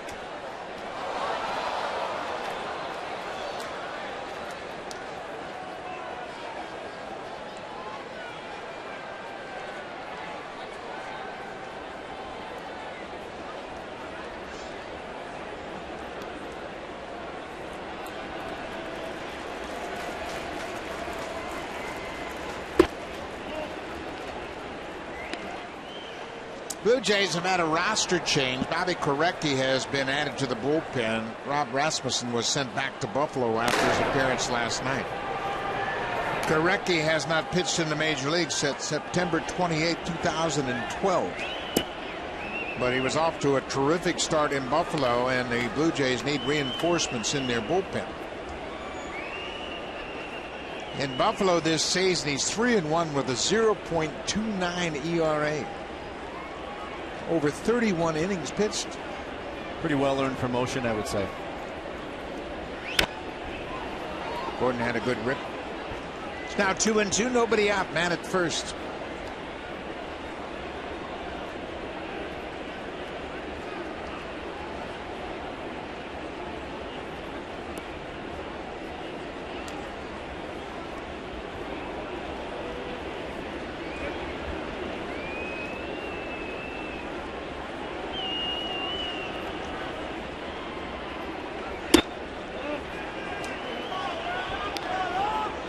Another full count. Gordon has been in this position all night long. He's not afraid to see some pitches, battle the pitcher J. Happ, and that time he hung a curveball up and in there. That's certainly not where he wants that pitch. Again, waiting him out, trying to get a pitch to hit. Served him well on his home run.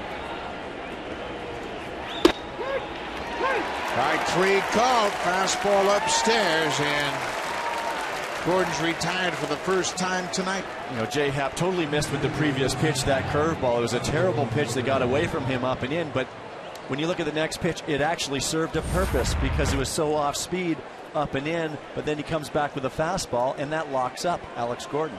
So it's not a good pitch, but it actually served a purpose and got the strikeout. Sal Perez.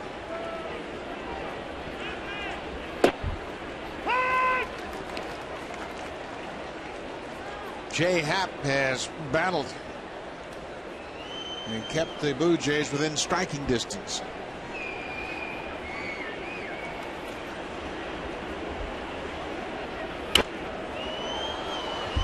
He sure has, and if nothing else tonight is just very encouraging for that Blue Jays rotation and Pete Walker to see this performance out of Happ. Despite giving up 4 runs, as you said, he's battled through it. He stuck it out there, and he said if you're a Blue Jays pitcher, you want to hang on as long as you can, knowing that this lineup will come back. tonight might be a different night because you're going to have to do it against the Royals bullpen, and that's not an easy task. Fly ball into center. Pilar is there. Perez is 0 for 4. 2 down. Fans, a reminder for breaking news, stories, stats, and scores. Follow us on Twitter at Sportsnet. Keep you up to speed on everything that's going on. Whenever you have a question about what's going on in the ball game, you can log on to Twitter and it'll keep you up to date on everything that's going on involving the Blue Jays. Lorenzo Cain's had a big night for the Royals. He's 2 for 3 and driven in a pair of runs, a couple of RBI singles tonight.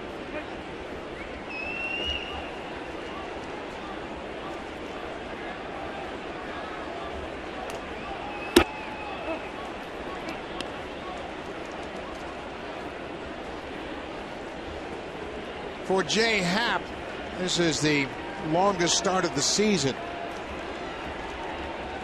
7 2/3. Previous long was his last time out against Oakland. He went 7.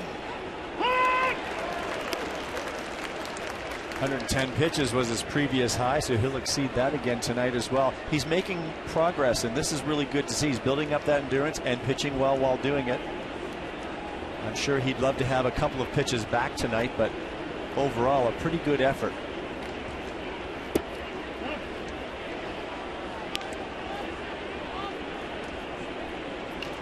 Sure, John Gibbons would like to see Jay Happ get out of this inning and complete 8 innings. He has earned the opportunity to get back in this game, maybe pick up a no decision, even a W. There's a long drive to left field. Melky Cabrera looking up. Lorenzo Cain has done it again. A 3-hit night and a little capper for the night. A 2-run home run. His 2nd home run of the season.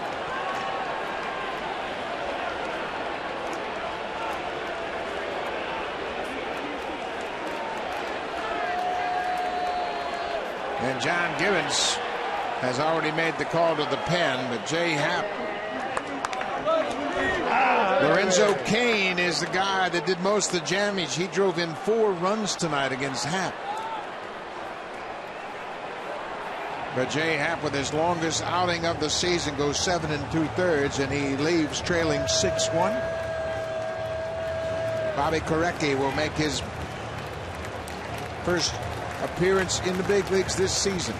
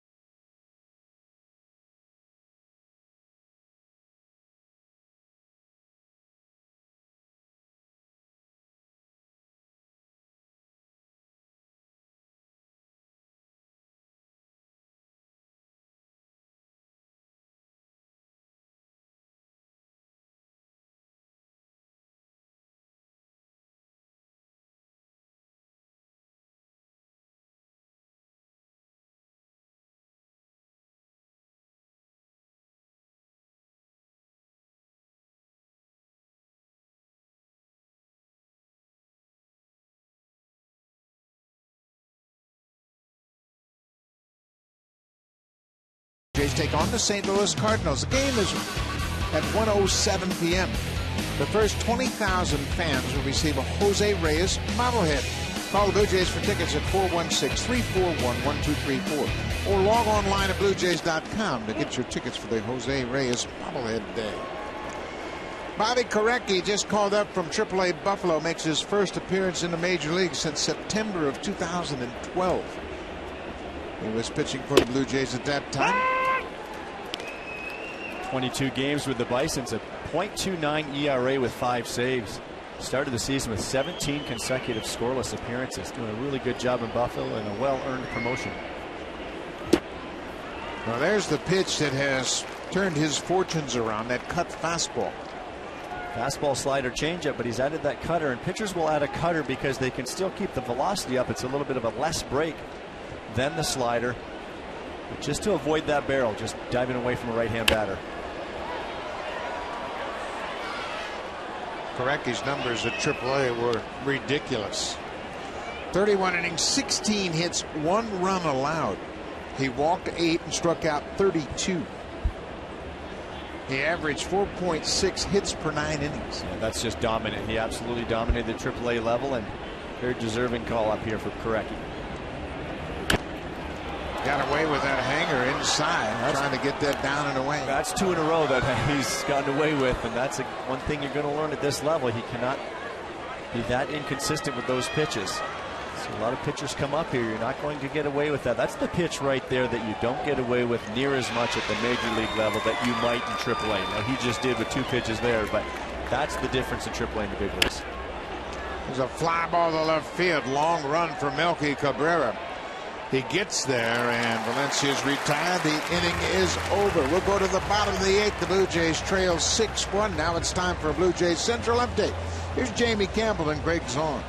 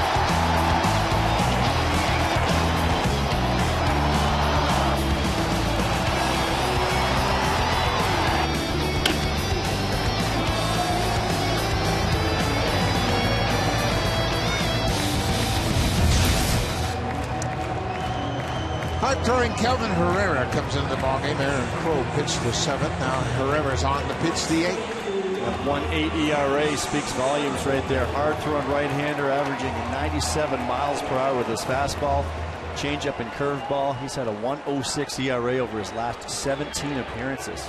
Just dominating. Ron Francisco will come on to pinch hit for the second baseman, Steve Tallison.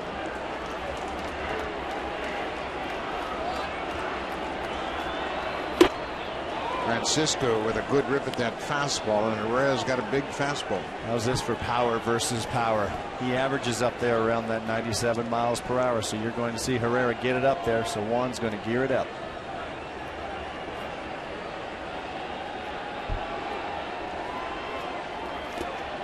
And he drops that hard breaking ball in. Herrera's quickly ahead, 0-2. That's not fair, is it? 97 and then a hard hook. You can see the defense shifted well around to right. It's a nasty 1-2 punch from Herrera.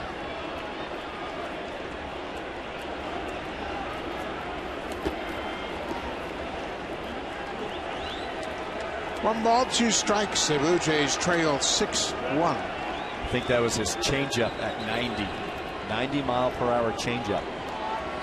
But you can do that when your fastball is 97, 98.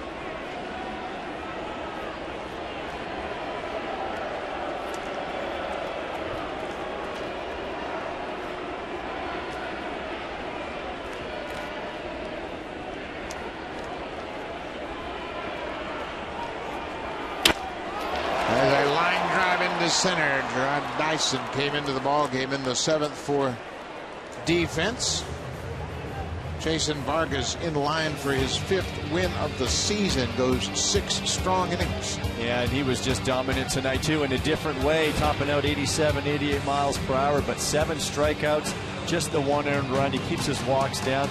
Pitched out of a little trouble. The Blue Jays had some base runners. They had 7 hits, but just able to make pitches when he had to. Just really stymied the Blue Jay lineup tonight that's been on fire. Adam Lind will pinch hit for Eric Kratz, the catcher. Blue Jays have stranded 11 base runners. They are 0 for 8 with runners in scoring position tonight. And that's when good pitchers step up and make quality pitches, and Vargas did that all night. Herrera firing that fastball right past Adam Lind.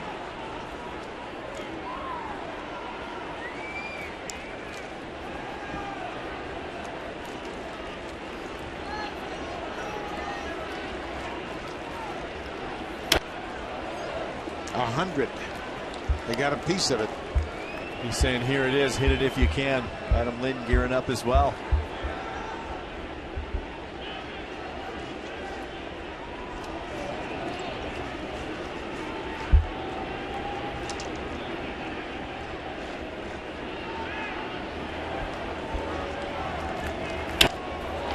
There's the ball driven to center. Dyson back quickly. He can really run him down.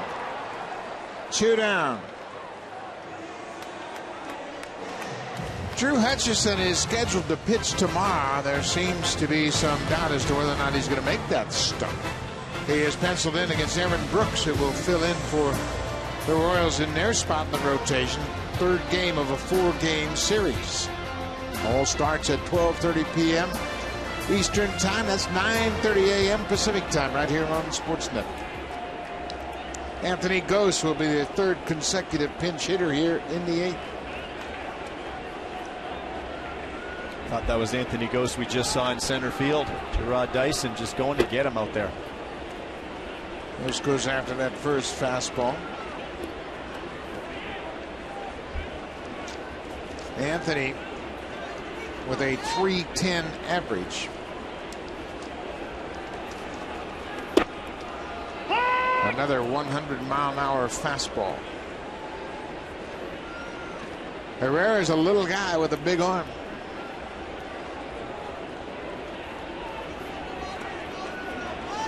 The scary thing is he's got the curveball to go with it.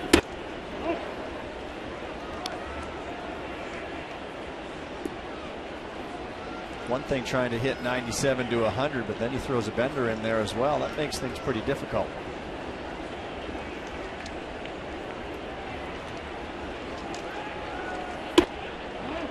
Lays off that fastball. Don't have much time to think about swing or take with a 100-mile-an-hour fastball. No, and surprisingly, he only has 20 strikeouts in 25 innings of work. And I say only because this kind of stuff that we're seeing from him, those guys usually have well over a strikeout an inning. Full count to Anthony Gose. Reyes, the leadoff man, on deck.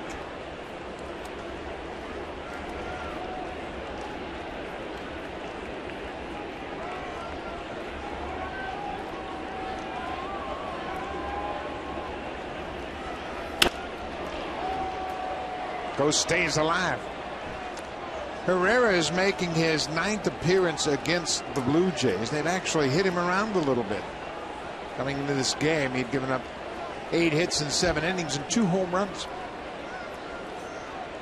Well, big league hitters gear up for 97, 98. They can hit it if he doesn't have a secondary pitch going.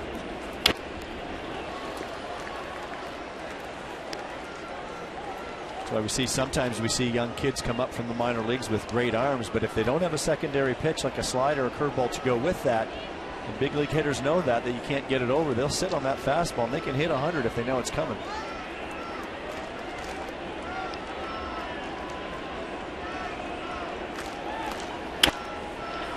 Ghost putting up quite a fight here against Herrera. Everything has been up, and he's been able to put the bat on the ball. It's even more difficult to get to a 98-mile-per-hour fastball when it's elevated in the zone as opposed to down in the zone. Anthony looks like he's battling with an 0-2, 1-2 count here, even though it's 3-2. That fastball's getting up on him. There's Sal Perez telling him, working down in the zone, get it down.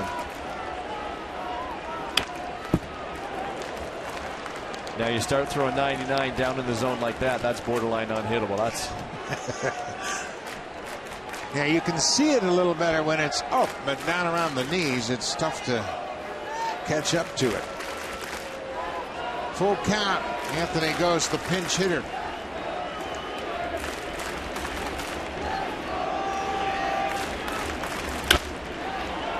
Another foul.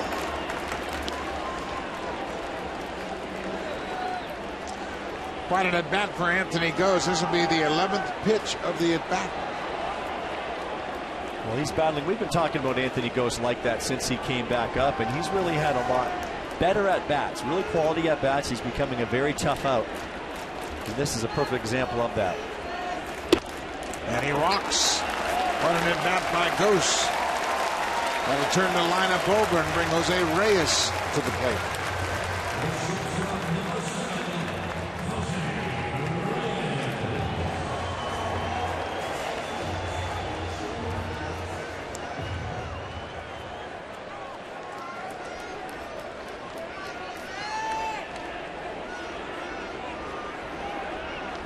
Catcher Sal Perez saying we're just going to let him go here if he wants to steal second base. He wants his defensive players in the middle of the infield to hold their positions for a batted ball. There goes Ghost. Hits a ball upstairs. Blue Jays trail 6-1. Kansas City took an early lead, 1-0 in the second. They added 2 more in the fourth. Jose Bautista hit a home run in the bottom of the fifth to make it a 3-1 game. And then Kansas City added a run in the sixth and 2 in the eighth. That's where we stand. The Blue Jays have stranded 11 base runners. They're 0 for 8 with runners in scoring position tonight.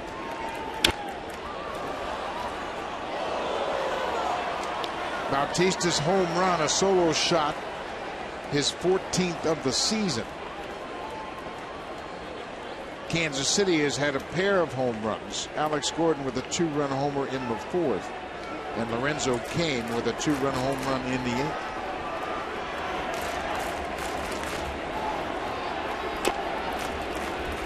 Reyes battling that breaking ball. 1-2.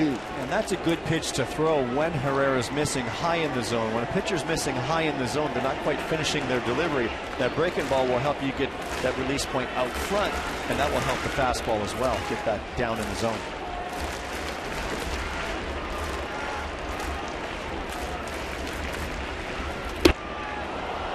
.99-mile-an-hour fastball. Reyes strikes out. That'll end the inning. We'll go to the ninth. Kansas City with a 5-run lead.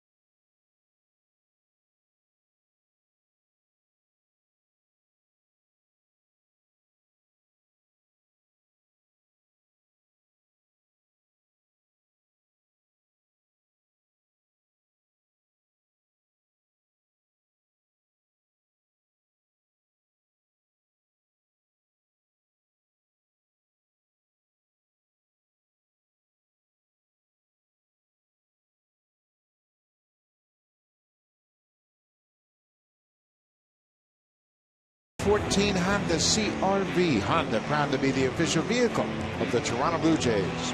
Jose Bautista was the only Blue Jay to get to Jason Vargas tonight. He left that ball up and out over the plate. The shift was on for Jose, but he decided to go the other way, and he went up and over the other way, over the fence.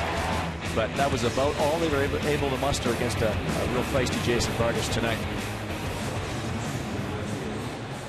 Bautista hit the home run and also had another runner thrown out at first. He threw out a runner at first. Josh Thole takes over behind the plate.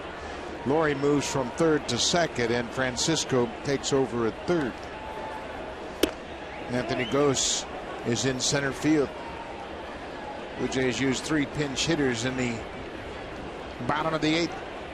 Bobby Korecki came in to hit the final out of the 8th inning. Ball and a strike to the number 9 hitter, Alcides Escobar. He's gone 0 for 3.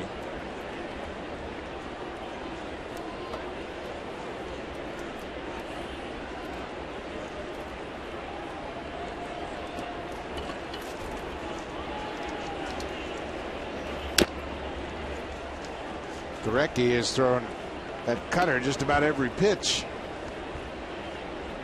Interesting how that has become the pitch of this generation. It has, yeah, and I think everybody's trying to get a little movement on your fastball, of course, but when they can start cutting it, you can cut it as a right-hander correct. You can cut it away from the righty, get that, try to get contact towards the end of the bat, or you work that into a lefty. Josh Thole caught Korecki last year in Buffalo. They were teammates in Buffalo before Thole came to the big leagues. And when he heard that Korecki was here, he went to him and said, "What's changed? What's so different?" Bobby told him, "Well, I really learned that cutter. Started throwing it last year at the end of the season, and this year he's thrown very effectively."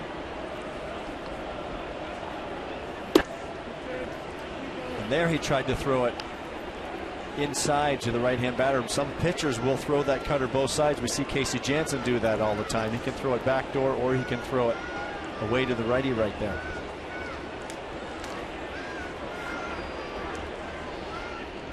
2 balls, 2 strikes. Ground ball. Reyes throws out Escobar. 1 down.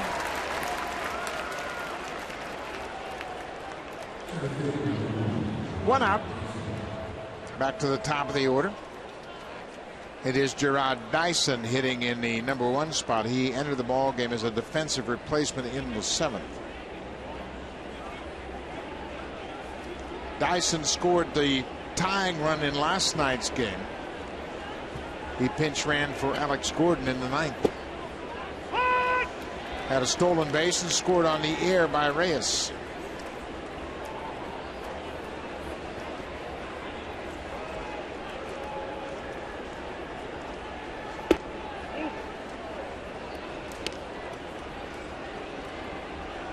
Korecki was originally drafted by the Philadelphia Phillies, 19th round pick in 2002. Bouncing ball. Dyson can run. Laurie throws him out. 2 down. Sportsnet.ca's MLB insiders cover every angle of the Toronto Blue Jays. Follow Shai Davidi, taking you beyond the bases with in-depth analysis and expert opinion. It's the Inside Scoop. Shai Davidi, MLB insider, only on Sportsnet.ca.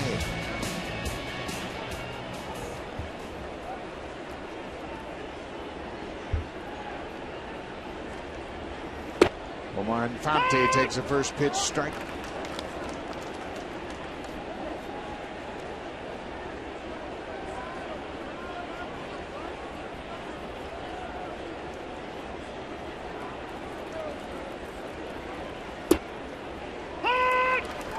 Well, you can see why Korecki has had such a good start to his season in AAA Buffalo, throwing a lot of strikes. Throwing those pitches and throwing a lot of strikes, and that will give you success in a lot of places, especially in the minor leagues. As we said, the way that transfers to the big leagues is by locating those pitches. You're not going to get away with as much that's caught on the plate.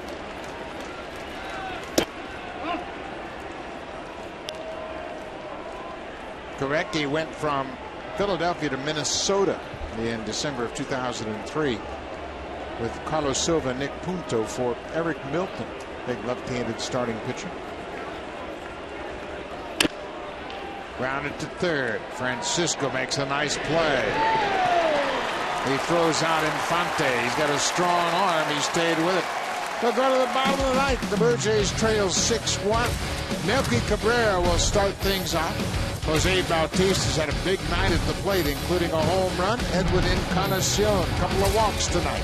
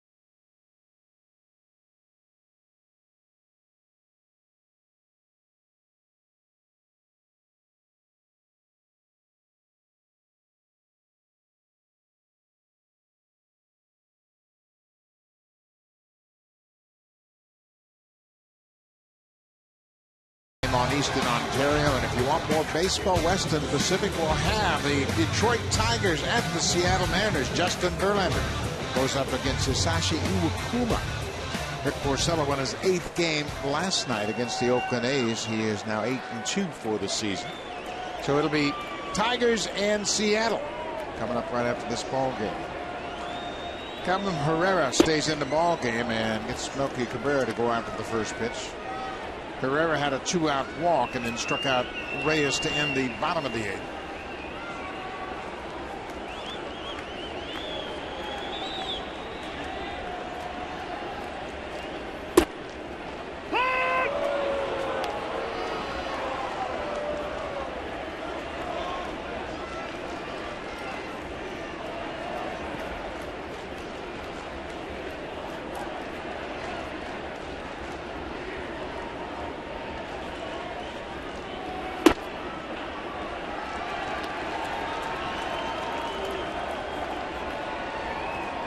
Herrera rearing back, trying to amp up on Melky right there, hitting 99 again.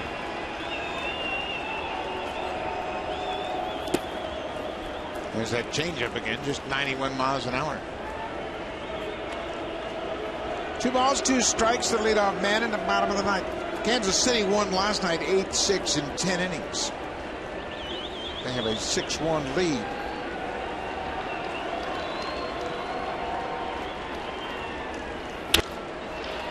Fly ball to left.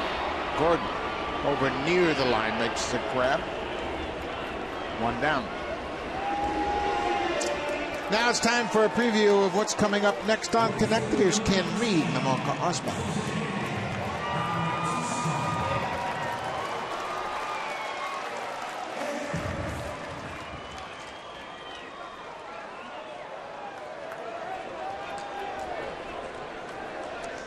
Thank you, Ivanka. Make sure you check it out right after this ball game. Lots of news, and it got ugly in Boston tonight between the Rays and the Red Sox.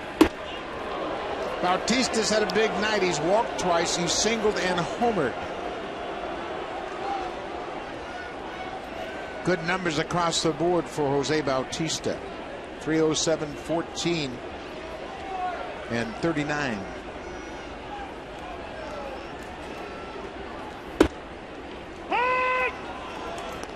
Jose has just been so solid at the plate, but we talked about his outfield play as well. Just been an all-around great couple of months here to start the season for Bautista. Playing like an all-star for sure. Absolutely.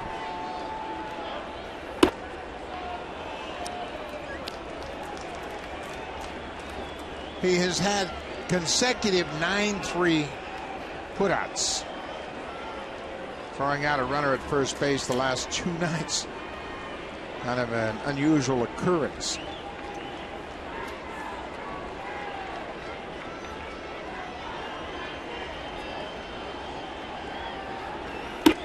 Look out. Up and in.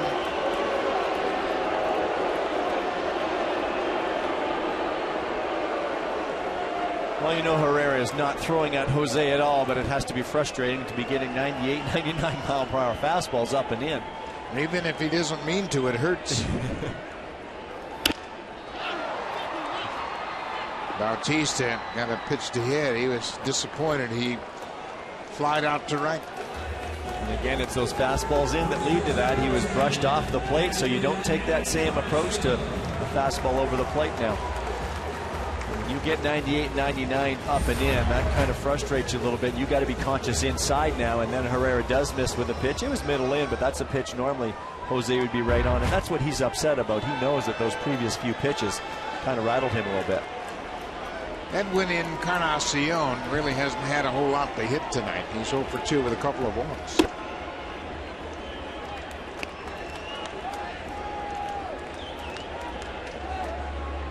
Blue Jays looking at 2 straight losses after 9 straight wins. Kansas City came in losing 4 in a row.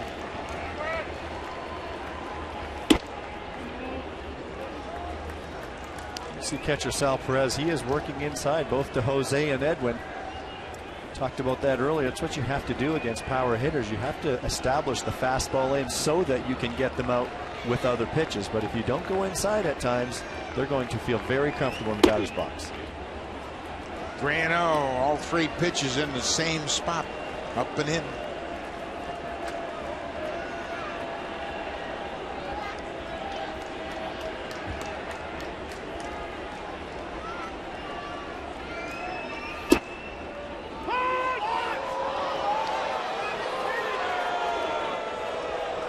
Now 3-1. Brett Flory had a single his last time up.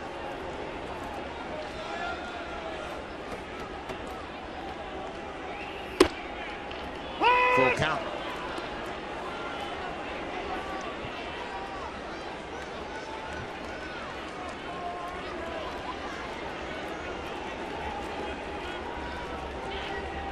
Salvador Perez has done a wonderful job back there behind the plate tonight, guiding Herrera along here, but what a good job with Vargas.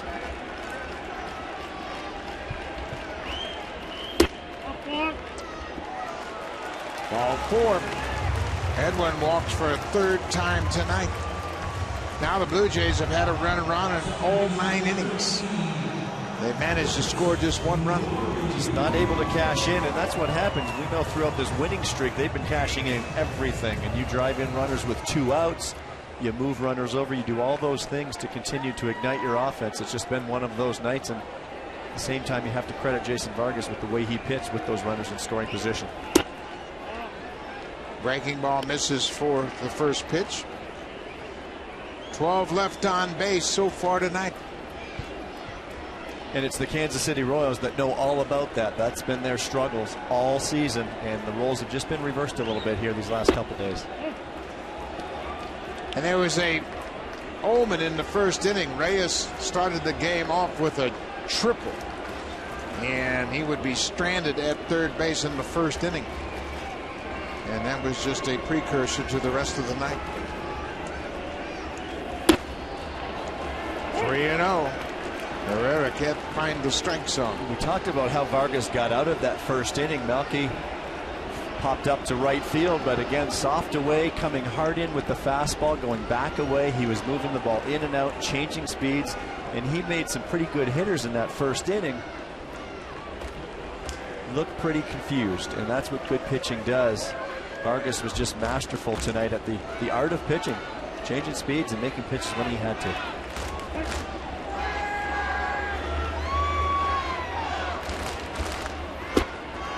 Rory will walk. It's back-to-back 2-out walks here in the ninth. So now they've got Greg Allen, the closer, up. Dave Allen, the pitching coach, out to talk to the River. That's the last thing they wanted to do in a 6-1 game. Yeah, this is the last thing if you're Ned Yost in there thinking, just throw strikes, make him hit the ball. You're forced now to get your closer up, and even if he doesn't get in the ball game, he's going to get a workout down there. He could have saved a lot of bullets. Instead, now he's got to prepare him to get in just in case. Allen picked up the save in last night's game. His 15th of the season. And there's just a difference. If Holland is needed tomorrow for Ned Yost, that he got the save last night, now he's up in the bullpen. Even if he doesn't get into the game here, he's going to get a pretty good workload down there. May not be as sharp tomorrow coming in the game if needed. Johnny Navarro has been the DH tonight. He's 2 for 4. A couple of singles to center.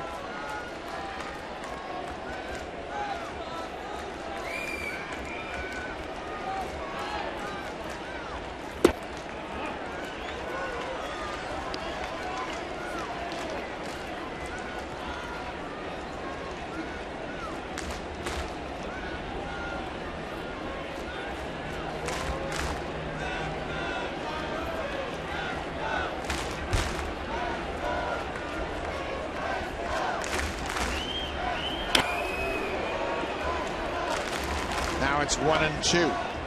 That's the tough pitch to get to right there at 97 miles per hour at the top of the zone. If you're Herrera, that's the pitch you want to throw when you're ahead in the count trying to get a hitter to chase. You don't want to throw it up there early in the count, but he's been missing up this whole inning.